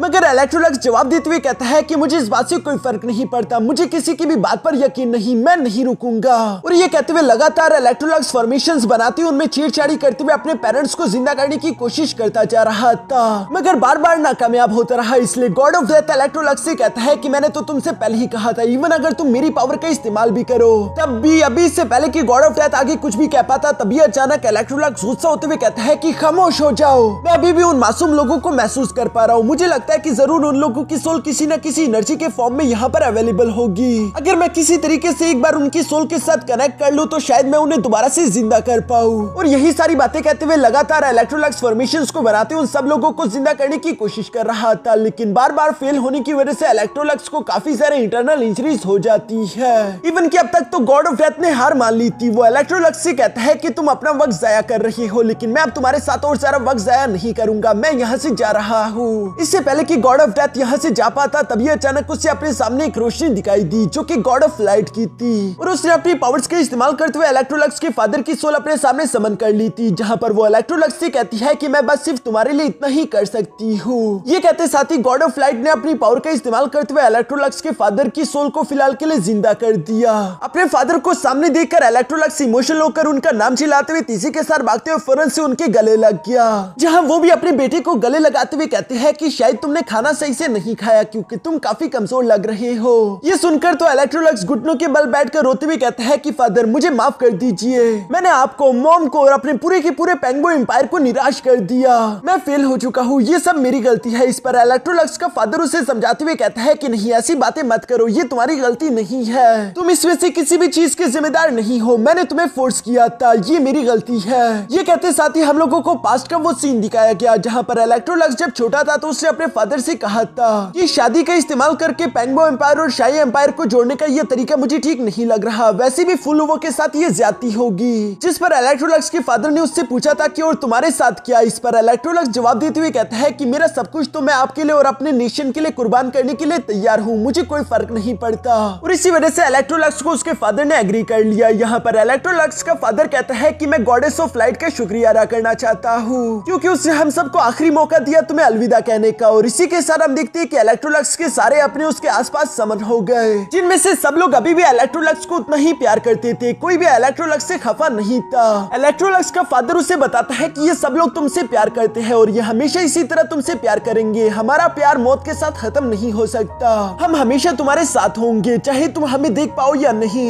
यहाँ पर इलेक्ट्रोलक्स के मॉम डैड उसे अलविदा बोलते हुए धीरे धीरे होकर गायब होने लगे, जो देखकर इलेक्ट्रोलक्स इमोशनल होती उन्हें रोकने के लिए भीख मांग रहा था, मगर ये मुमकिन नहीं। जाते जाते इलेक्ट्रोलक्स की मॉम उससे कहती है कि अपनी जिंदगी अच्छे से जीना, और इसी के साथ वो सब लोग गायब हो गए। जिनके जाने के बाद पीछे की तरफ इलेक्ट्रोलक्स रोते हुए कह रहा था कि जिस दुनिया में आप लोग ही ना हो, भला मैं उस दुनिया में कैसे जीऊं। गॉडेस ऑफ लाइट और गॉड ऑफ डेथ इलेक्ट्रोलक्स को इस कंडीशन में देखकर उसके लिए काफी सारा बुरा महसूस कर रहे थे। तभी अचानक गॉडेस ऑफ लाइट इलेक्ट्रोलक्स से कहती है कि तुम्हारा मिशन अभी भी पूरा नहीं हुआ, तुम्हें इंसानियत को बचाने के लिए जिंदा रहना होगा। वैसे भी इंसानियत एक खतरनाक जंग में धकेली गई है। साथ ही साथ गॉडेस ऑफ लाइट ने इलेक्ट्रोलक्स को यह भी बता दिया था कि ग्लोरियस चर्च का जो पादरी है वो कभी के टाइम सन ऑफ लाइट हुआ करता था, और बाद में उसने ताकत की लालच में आकर मुझे धोखा दे दिया। वो खुद को गॉड ऑफ ग्लोरी पुकारने लगा। इस वक्त जब तुम यहाँ पर थे तो उसने बाहर की दुनिया में तबाही मचा दी थी। उसका ख्वाब था पूरे के पूरे कॉन्टिनेंट पर राज करना। इसी वजह से जो लोग भी ग्लोरियस चर्च के खिलाफ थे उसने उन सब लोगों की बलि चढ़ा दी और पूरी दुनिया को अंधेरे में धकेल दिया ताकि वो इस पर राज कर सके। ये मंजर वाकई में काफी सारा खौफनाक था। गॉडेस ऑफ लाइट इलेक्ट्रोलक्स से कहती है कि सिर्फ तुम ही वो इंसान हो जो कि इंसानियत को इस अंधेरे से निकाल सके, इसलिए तुम हार नहीं मान सकते। जबकि दूसरी तरफ गॉड ऑफ डेथ भी इलेक्ट्रोलक्स से कह रहा था कि अगर तुम चाहो तो तुम मेरी भी पावर का इस्तेमाल कर सकते हो अपना बदला लेने के लिए। बताओ क्या तुम्हें मेरा सक्सेसर बनना है? जो सुनकर इलेक्ट्रोलक्स जवाब देते हुए कहता है कि मुझे ये बात मंजूर नहीं, बल्कि वो धीमी आवाज में कहता है कि लाइट, डार्कनेस, आखिर इनका मतलब ही क्या है अगर मैं इनका इस्तेमाल करते हुए अपने पेरेंट्स को जिंदा ना कर सकूं? इस तरह से तो मैं इस दुनिया का सबसे ज्यादा कमजोर इंसान बन जाऊंगा। ये देखकर तो गॉडेस ऑफ लाइट और गॉड ऑफ डेथ दोनों ही हैरान हो गए थे। वो इलेक्ट्रोलक्स से कहते हैं कि आखिर तुम ये क्या कर रहे हो, क्योंकि इलेक्ट्रोलक्स ने अपने ग्रेट टोर्टाइल शेल टेक्निक को एक्टिवेट कर दिया था। साथ ही साथ वो दोनों इलेक्ट्रोलक्स से कह रहे थे कि अगर तुमने कुछ भी गलती करने की कोशिश की तो तुम फ्यूचर के गॉड ऑफ लाइट या फिर गॉड ऑफ डेथ नहीं बन पाओगे, तुम्हारा फ्यूचर खराब हो जाएगा। जिस पर इलेक्ट्रोलक्स जवाब देते हुए कहता है कि मुझे वैसे भी गॉड ऑफ लाइट या फिर गॉड ऑफ डेथ नहीं बनना, क्योंकि इस तरह से मैं वो करूंगा जो तुम लोग चाहते हो, और मुझे तुम जैसा बनने का कोई शौक नहीं। मैं अपने पेरेंट्स की तरफ बनना चाहता था जो कि मेरी वजह से मारे गए। ये सब कहते हुए इलेक्ट्रोलक्स ने अपने मन में फैसला कर लिया था कि वो कौन सा गॉड बनना चाहता है। इसी फैसले को सच करने के लिए उसने ग्रेट टोर्टाइल शेल टेक्निक को भी एक्टिवेट कर दिया था। इसलिए वो लड़की यहाँ इलेक्ट्रोलक्स के पास आते हुए कहती है कि तुमने फैसला कर लिया, सोच लो, क्योंकि ये नहीं बदलेगा। एक बार तुम मुर्दों को जिंदा करने वाले अनडेड गॉड बन जाओ, उसके बाद तुम इस चीज को कभी नहीं बदल पाओगे। इवन की गॉडेस ऑफ लाइट और गॉड ऑफ डेथ ने भी यहाँ पर इलेक्ट्रोलक्स को रोकने की कोशिश की, लेकिन इलेक्ट्रोलक्स का फैसला अटल था। इसलिए अचानक ही हम देखते हैं कि इलेक्ट्रोलक्स एक खाई में गिरने लगता है। साथ ही साथ वो अपने मॉम डैड को याद करते हुए कह रहा था कि प्लीज मुझे माफ कर दीजिए, मैं आप लोगों की एक्सपेक्टेशंस पर नहीं उतर पाया। मैं इस जिंदगी में वैसे भी आप लोगों के बगैर नहीं जीना चाहता। ये सब कहते हुए इलेक्ट्रोलक्स को यहाँ ग्रेट टोर्टाइल शेल टेक्निक की वजह से बहुत सारी नॉलेज मिल चुकी थी। साथ ही साथ उसकी जो ख्वाहिश थी कि वो अनडेड गॉड बनना चाहता है, उससे पूरा करने के लिए उसने ग्रेट टोर्टाइल शेल टेक्निक को अपने क्राउनलेस नो सल्वेशन टेक्निक के साथ मर्ज कर दिया, जिसके साथ ही इलेक्ट्रोलक्स की बॉडी में बेइंतहा पावर आ जाती है। उसकी अनडेड गॉड जर्नी यहाँ से शुरू हो चुकी और वो अनऑफिशियली एक गॉड बन चुका था, जहाँ पर गॉड इलेक्ट्रोलक्स सबसे पहले अपने टावर ऑफ इटर्निटी को क्रिएट करता है। जिसके बाद गॉड इलेक्ट्रोलक्स काफी कूल तरीके से यहाँ टावर ऑफ इटर्निटी की सीढ़ियां चढ़ते हुए सबसे पहले डिलेन का नाम लेता है, जिसे दोबारा से जिंदा करते हुए गॉड इलेक्ट्रोलक्स से कह रहा था कि डिलेन, तुम इस कॉन्टिनेंट के सबसे ज्यादा ग्रेटेस्ट वॉरियर हो। सेकंड नंबर पर गॉड इलेक्ट्रोलक्स यिंग ज़ियाओ को जिंदा करता है, जिसमें वो बता रहा था कि तुम इस कॉन्टिनेंट के एक्स्ट्रा ऑर्डिनरी मैजिशियन हो। तीसरे नंबर पर गॉड इलेक्ट्रोलक्स ने एटसी को जिंदा कर दिया था, जिसे वो बता रहा था कि तुम एक ऐसी फूल हो जो कि हर साल हर जगह खिलोगी। दोस्तों, ये तीनों ही गॉड इलेक्ट्रोलक्स के काफी अच्छे और वफादार दोस्त थे और मुझे लगता है कि शायद ये तीनों ही होली गार्ड नंबर 1, 2 एंड 3 है। इन तीनों के बाद इलेक्ट्रोलक्स ने अपने पेरेंट्स को दोबारा से जिंदा कर दिया था, जिन्हें गले लगाने के बाद इलेक्ट्रोलक्स अपने पेंगुइन एम्पायर के उन सारे मरे हुए लोगों को भी दोबारा से जिंदा कर चुका, जो सब इलेक्ट्रोलक्स के वफादार थे। इलेक्ट्रोलक्स उनसे कहते हैं कि अब तुम सबकी कमजोरियां खत्म हो गई, अब हम सिर्फ ताकतवर है और ताकतवर होने की वजह से मैं तुम लोगों को लीड करूंगा। मैं आज और इसी लम्हे से दुनिया के खिलाफ जंग का ऐलान करता हूँ। खून के बदले खून और आंख के बदले आंख होगी। ये सब कहते हुए गॉड इलेक्ट्रोलक्स काफी कूल तरीके से अपने गॉड फॉर्म में आ जाता है। साथ ही साथ वो अपने सोल्जर से कह रहा था कि तैयार हो जाओ, क्योंकि हम है अनडेड, हम है क्लेमेटी, मैं हूँ अनडेड क्लेमेटी गॉड इलेक्ट्रोलक्स। इसके बाद वही हुआ जो कि एक्सपेक्टेड था। गॉड इलेक्ट्रोलक्स अपनी अनडेड की आर्मी को लेकर सारे के सारे कॉन्टिनेंट के खिलाफ जंग छेड़ देता है, जहां पर हम देखते हैं कि गॉड इलेक्ट्रोलक्स के अनडेड तो काफी सारा स्ट्रॉन्ग थे। वो सोल्जर्स पर हमला करते हुए उन्हें धीरे धीरे करके खत्म कर रही है और वो लोग चाहकर भी इन अनडेड को मार नहीं पा रहे थे। इसी तरह से सीन शिफ्ट होकर यहाँ पीरो के पैलेस पर आ जाता है, जो कि लड़कियों के साथ मजे कर रहा था। तभी अचानक वहाँ पर कुछ अनडेड सोल्जर्स आ गए, जिन्हें देखकर पीरो अपनी तलवार लेकर फनों से आगे की तरफ बढ़ते उनसे लड़ना शुरू कर देता है, मगर वो अनडेड सोल्जर्स तो मर ही नहीं रहे। ये देखकर तो पीरू भी सरप्राइज हो गया। वो हैरान होते हुए कहता है कि आखिर ये किस तरह की बलाय है जो कि मरने का नाम ही नहीं ले रही और आखिर ये आई कहां से है। तभी अचानक हम देखते हैं कि उसके पैलेस का छत टूट गया, जहां हमें आसमान में उड़ता हुआ गॉड इलेक्ट्रोलक्स देखने को मिलता है। चूंकि गॉड इलेक्ट्रोलक्स पूरी तरीके से बदल चुका था, तो इसी वजह से पीरू पहली नजर में तो उसे पहचान ही नहीं पाता। मगर गॉड इलेक्ट्रोलक्स पीरू की तरफ देखते हुए कहता है कि तुम मरना डिजर्व करते हो। ये कहते साथ ही गॉड इलेक्ट्रोलक्स ने सिर्फ अपने हाथ के इशारे से पीरू की हड्डियां तोड़ना शुरू कर दी। दर्द से चिल्लाता हुआ पीरू कह रहा था कि आखिर तुम हो कौन। थोड़ी देर सोचने के बाद वो कहता है कि इलेक्ट्रोलक्स ये नहीं हो सकता, तुम तो मर चुके थे ना, लेकिन प्लीज मुझे जिंदा छोड़ दो क्योंकि इसमें मेरी कोई गलती नहीं है। ये सब कुछ उस पादरी ने किया है। यहाँ इसी तरह से पीरू शोर मचा रहा था, इसलिए हम देखते हैं कि गॉड इलेक्ट्रोलक्स गुस्से से उसका दिल उसकी बॉडी से बाहर निकाल लेता है। साथ ही सर वो अपने हाथ से उसके दिल को कुचलते हुए कहता है कि तुम कुछ जरा ही शोर करते हो। ये कहते साथ ही गॉड इलेक्ट्रोलक्स ने बहुत ही बेरहमी से आखिरकार पीरू को खत्म कर दिया। इसके बाद सेकंड नंबर पर बारी फुलवो की थी, जो कि पूरी तरीके से संकी हो चुकी है। उसने अपने ही थंडर ड्रैगन को मारकर अपने महल में लटका दिया था, जिसके बाद वो बेरहमी से अपने चाकू का इस्तेमाल करते हुए उसकी आंखें निकाल रही थी। साथ ही सर वो अपने सर्वेंट से सवाल करते हुए बताती है कि ये आंखें कैसी है। वो सर्वेंट जवाब देते हुए कहता है प्यारी है लेकिन आप जितनी नहीं। इसके बाद वो बताता है कि आपकी आवाम बाहर आपका इंतजार कर रही है। फुलवो ने ये सब कुछ अपनी जय जयकार सुनने के लिए ही तो किया था, इसलिए वो अपनी आवाम से मिलने के लिए बाहर आ गई, जहाँ पर उसे ताज पहनाया गया और सारी की सारी आवाम उसकी जय जयकार कर रही थी क्योंकि फुलवो से वो सब लोग डरते थे। मगर फुलवो उन लोगों के सामने अच्छा बनने की एक्टिंग करते हुए कह रही थी कि अब से मैं तुम लोगों की रानी हूँ और मेरे होते हुए तुम लोगों के लिए बुरा कुछ भी नहीं होगा। मैं हमेशा तुम लोगों की अच्छाई के लिए काम करूंगी। आज और इसी लम्हे से ये एम्पायर बहुत ही ज्यादा तरक्की करेगा। वो भी यहाँ पर ये सब कह ही रही थी कि तभी अचानक हमें गॉड इलेक्ट्रोलक्स की आवाज सुनाई देती है, जो कि कह रहा था कि गद्दार। और इसी के साथ फुलवो की गाल पर एक जोरदार थप्पड़ आकर लग गया। साथ ही साथ एक तलवार उसकी बॉडी के आर पार पेनिट्रेट करते उसे उसी की ड्रैगन के साथ चिपका देती है। तभी अचानक यहाँ पर गॉड इलेक्ट्रोलक्स भी उसकी नजरों के सामने आ चुका था। फुलवो गॉड इलेक्ट्रोलक्स को देखते हुए कहती है कि इलेक्ट्रोलक्स तो ये तुम हो, तुम दोबारा से जिंदा बच गए, तुम वाकई में कमाल के हो। मगर चूंकि तुम इतने ज्यादा कमाल के हो तो इसी वजह से पहली बार भी मैंने तुम्हें जान से मारा था और मैंने कुछ गलत नहीं किया। अगर अगली बार भी मुझे मौका मिले तो मैं बिल्कुल सेम काम करूंगी क्योंकि मैंने अपने फ्यूचर को अंधेरे से बचाया है। जो सुनकर इलेक्ट्रोलक्स फुलवो से कहता है कि आखिर तुम किस अंधेरे की बात कर रही हो। ये कहते साथ ही इलेक्ट्रोलक्स ने टाइम रिवर्स करके बिल्कुल उसी पोजीशन पर फुलवो को भेज दिया जिस रात इलेक्ट्रोलक्स और फुलवो की शादी होने वाली थी। सब लोग ही उस रात फुलवो से प्यार करते थे। अगर वो इस तरह से इन सबको धोखा ना देती तो वो सब जिंदा होते। इलेक्ट्रोलक्स फुलवो का हस्बैंड होता, वो उससे इतना प्यार करता जितना उसने कभी जिंदगी में प्यार देखा ना हो। सब कुछ अच्छे से चलता, उसका फ्यूचर बहुत ही ब्राइट था। इवन कि अगर वो इलेक्ट्रोलक्स से कह देती कि वो शाया एम्पायर पर राज करना चाहती है तो इलेक्ट्रोलक्स इसके लिए भी एग्री हो जाता। ये सब जानकर तो फुलवो को भी अब थोड़ा थोड़ा अफसोस होने लगा था। मगर तभी अचानक इलेक्ट्रोलक्स उसकी बॉडी से उसका दिल निकालते हुए कहता है मगर तुम ये फ्यूचर डिजर्व नहीं करती। और इसी के साथ गॉड इलेक्ट्रोलक्स ने बेरहमी से फुलवो का दिल को चलकर उसकी भी कहानी यहीं पर खत्म कर दी। जिसके बाद अब आखिरी बारी ग्लोरियस चर्च के पादरी की थी, जिससे बदला लेने के लिए गॉड इलेक्ट्रोलक्स अपनी अनडेड की आर्मी को लेकर उसके पैलेस की तरफ बढ़ने लगा।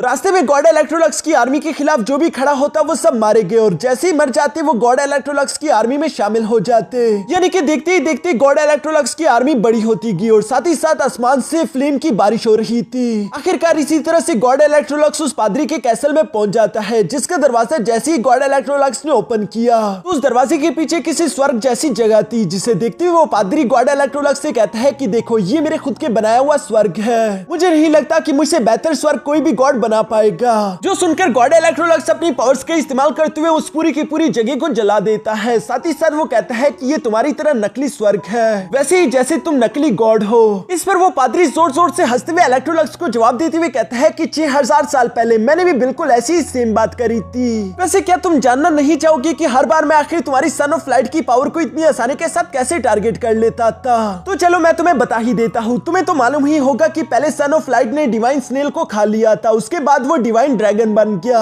और सेकंड सन ऑफ लाइट ने डिवाइन स्नेल को खा लिया, जिसके बाद वो गॉड ऑफ ग्लोरी बन चुका। मैं हूँ वो सेकंड सन ऑफ लाइट यानी कि गॉड ऑफ ग्लोरी। पादरी बताता है कि असल में गॉडेस ऑफ लाइट बहुत ही बड़ी कमीनी है। वो हम लोगों को अपने सक्सेसर के तौर पर बेशक चूज तो कर लेती है, लेकिन वो कभी भी हमें गॉड ऑफ लाइट बनने नहीं देती। मैं खुद को कमजोर होता हुआ देख रहा था, मैं बूढ़ा हो चुका, मेरी पावर धीरे धीरे करके कम हो रही थी, लेकिन वो कमीनी अपनी पोजीशन से हटने का नाम ही नहीं ले रही थी। तो अगर गॉडेस ऑफ लाइट अपनी पोजीशन से नहीं हटेगी तो मैं अगला गॉड ऑफ लाइट कैसे बनता? इसलिए मैंने फैसला किया कि मैं डिवाइन स्नेल को खाकर खुद गॉड ऑफ ग्लोरी बन जाऊं। मुझे ये करना पड़ा, मगर ये भी काफी नहीं नहीं था, क्योंकि इसके लिए भी मुझे इंसानियत की कुर्बानी देनी पड़ रही है। इलेक्ट्रोलक्स, मैं जानता हूँ कि तुमने भी गॉडेस ऑफ लाइट को त्याग दिया, तुम उसका साथ नहीं देना चाहते, तो मेरा साथ दो। हम दोनों उस कमीनी को जान से मारकर अगले गॉड्स होंगे जो कि इस दुनिया पर राज करे। इलेक्ट्रोलक्स तो बिना कोई जवाब दिए हुए खामोशी के साथ उस पादरी की बातें सुनता जा रहा था, जिस पर वो पादरी कहता है, मगर अगर तुम मेरा साथ नहीं दोगे फिर तुम्हें मेरे गुस्से को झेलना होगा। ये कहते साथ ही वो पादरी अपनी डार्क एनर्जी का इस्तेमाल करते हुए गॉड इलेक्ट्रोलक्स को उसके अंदर जकड़ लेता है। जो करके तो ये पादरी मुस्कुरा रहा था, मगर तभी अचानक हम देखते हैं कि इलेक्ट्रोलक्स तो काफी आसानी से अपनी तलवार के स्लैश अटैक का इस्तेमाल करते हुए उस अंधेरे को खत्म कर चुका। साथ ही साथ इलेक्ट्रोलक्स बाहर की तरफ आते हुए कहता है कि तुम खुद को गॉड कहते हो, लेकिन ये गॉड का टाइटल तुम्हें सूट नहीं करता। ये बात तो उस पादरी को और भी जरा गुस्सा दिला चुकी है और वो एक फॉर्मेशन बनाते हुए गॉड इलेक्ट्रोलक्स पर हमला करते हुए कहता है कि तुम्हारे कहने से कुछ नहीं बदलने वाला, मैं गॉड ऑफ ग्लोरी हूँ। यहाँ कई सारे सोल्स इलेक्ट्रोलक्स पर अटैक करने के लिए आ रहे थे, तभी अचानक हम देखते हैं कि इलेक्ट्रोलक्स ने सिर्फ एक ही चुटकी में उन सारी की सारी सोल्स को डिस्ट्रॉय कर दिया।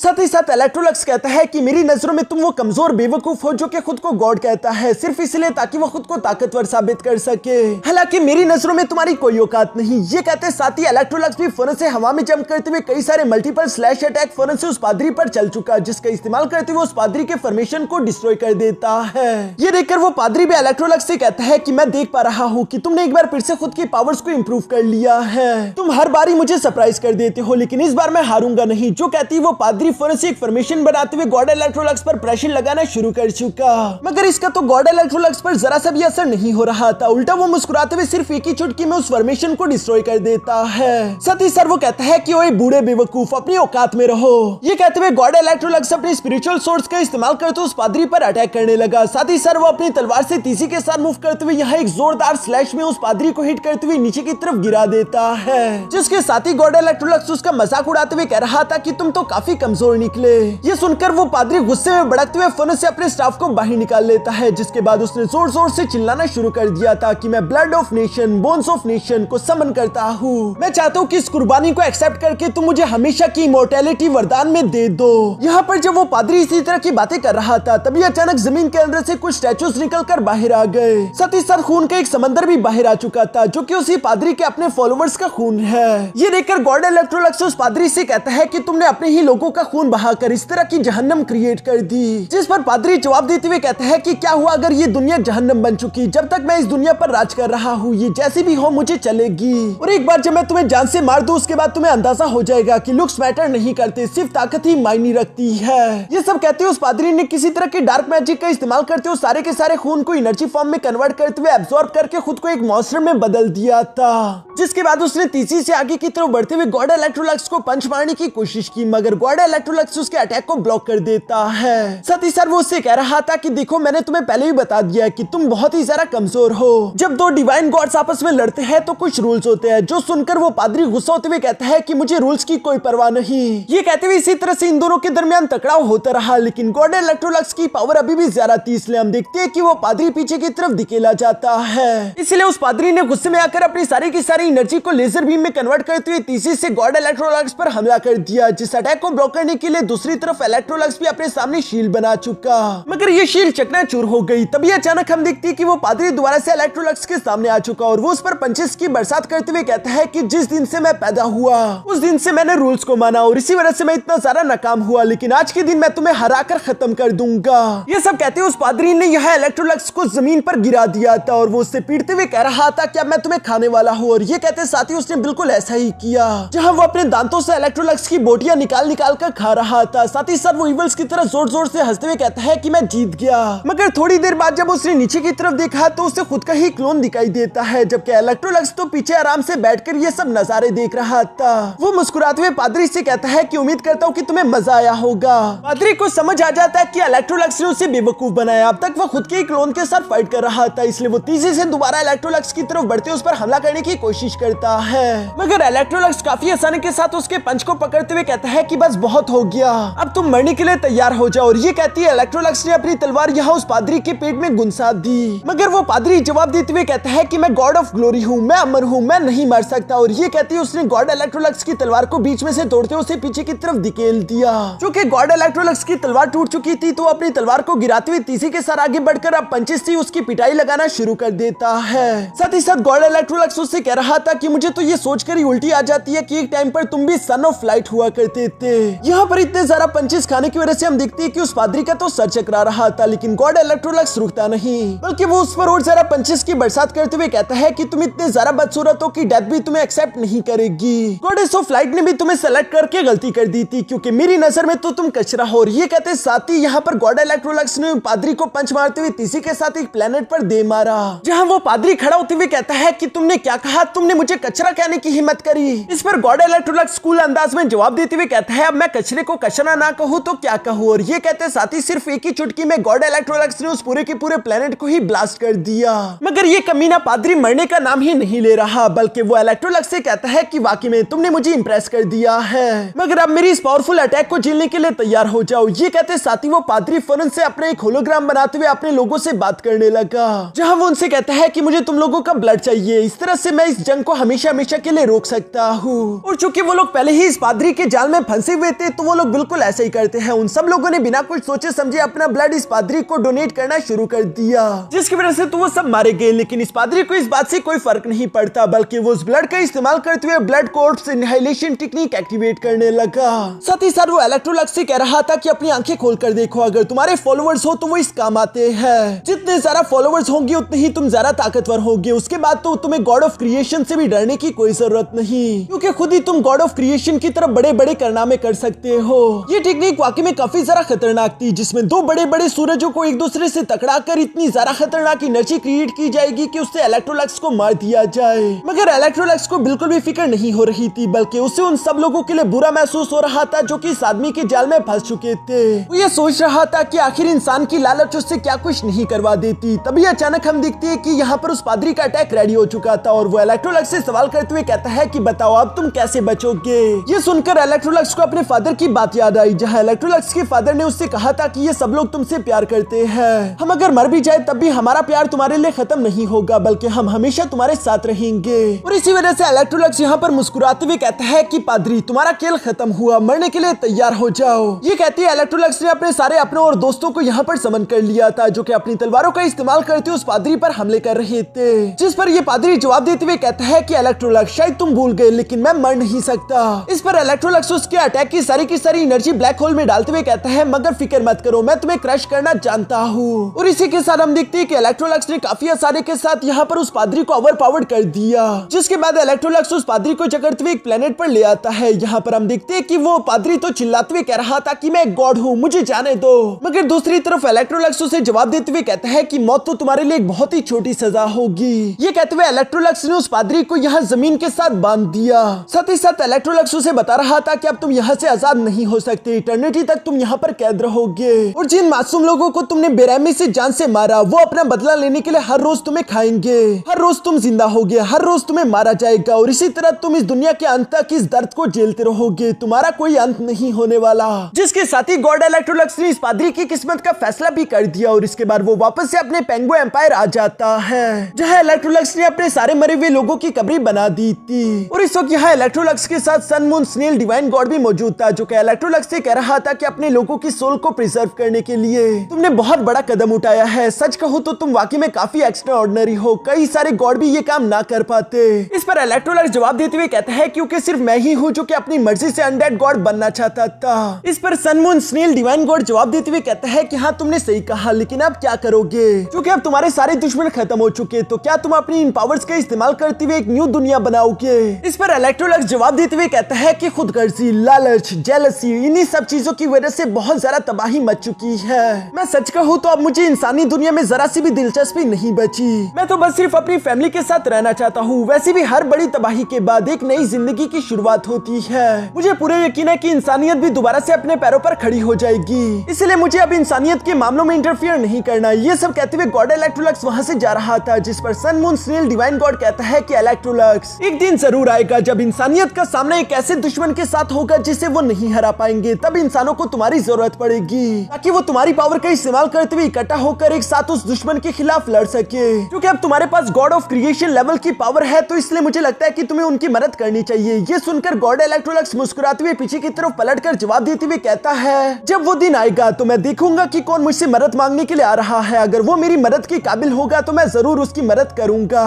ये सुनकर तो sun moon snail divine god भी मुस्कुराने लगा, और वो यहाँ पर इलेक्ट्रोलक्स से कहता है कि चलो ठीक है इलेक्ट्रोलक्स, अब इसी के साथ हम दोनों की जर्नी यहीं पर खत्म होती है। अलविदा मेरे दोस्त, तुमने हमारे लिए जो कुछ भी किया मैं उन सब चीजों के लिए तुम्हारा शुक्रिया अदा करता हूँ। अब मैं अगले सन ऑफ फ्लाइट का इंतजार करूंगा ताकि वो इस मिशन को पूरा कर सके। और ये सब कहने के बाद सन, मून, स्नेल, डिवाइन गॉड यहाँ पर इलेक्ट्रोलक्स को अलविदा करते हुए वहां से चला गया। ये वही दिन था जिसके बाद से गॉड इलेक्ट्रोलक्स को भी किसी ने नहीं देखा था। वो दुनिया की नजरों से पूरी तरीके से गायब हो गया। उसने दोबारा कभी भी इंसानियत की तरफ पलट कर नहीं देखा, जबकि इंसान भी गॉड इलेक्ट्रोलक्स को बुरा समझ बैठे थे, क्योंकि कहानियों में ऐसा बताया गया कि गॉड इलेक्ट्रोलक्स ने 1/3 पॉपुलेशन को जान से मार डाला था। मगर गॉड इलेक्ट्रोलक्स को इस बात से जरा सा भी फर्क नहीं पड़ता, बल्कि वो अपने टावर ऑफ इटर्निटी को बनाकर उसके अंदर डीप स्लीप में चला गया, जहां पर वो उस महान वॉरियर का इंतजार करने लगा जो कि उसे डीप स्लीप से जगाएगा। और वो महान वॉरियर कोई और नहीं बल्कि अगला सन ऑफ लाइट हाउचेन था, जिसने गॉड इलेक्ट्रोलक्स के टावर ऑफ इटर्निटी को ढूंढा और साथ ही साथ उसकी लवर कैरन ने गॉड इलेक्ट्रोलक्स को डीप स्लीप से जगा दिया। इसी तरह से ये कहानी आगे की तरफ बढ़ती रही। ये कहानी शायद कभी भी खत्म ना हो, क्योंकि गॉड इलेक्ट्रोलक्स को कोई नहीं हरा सकता, वो अपनी मर्जी का मालिक है। मगर इसी के साथ हमारी ये मूवी यहीं पर खत्म हो जाती है। उम्मीद करता हूँ कि दोस्तों आप लोगों को ये मूवी अच्छी लगी होगी, और मुझे माफ कर देना कि मैंने इस वीडियो को बनाने में इतना टाइम लगा दिया, लेकिन आगे से ऐसा नहीं होगा। वैसे भी कहते हैं ना कि चाहे देर आए मगर दुरुस्त आए। तो मिलते हैं नेक्स्ट वीडियो के साथ, तब तक के लिए टाटा बाय बाय।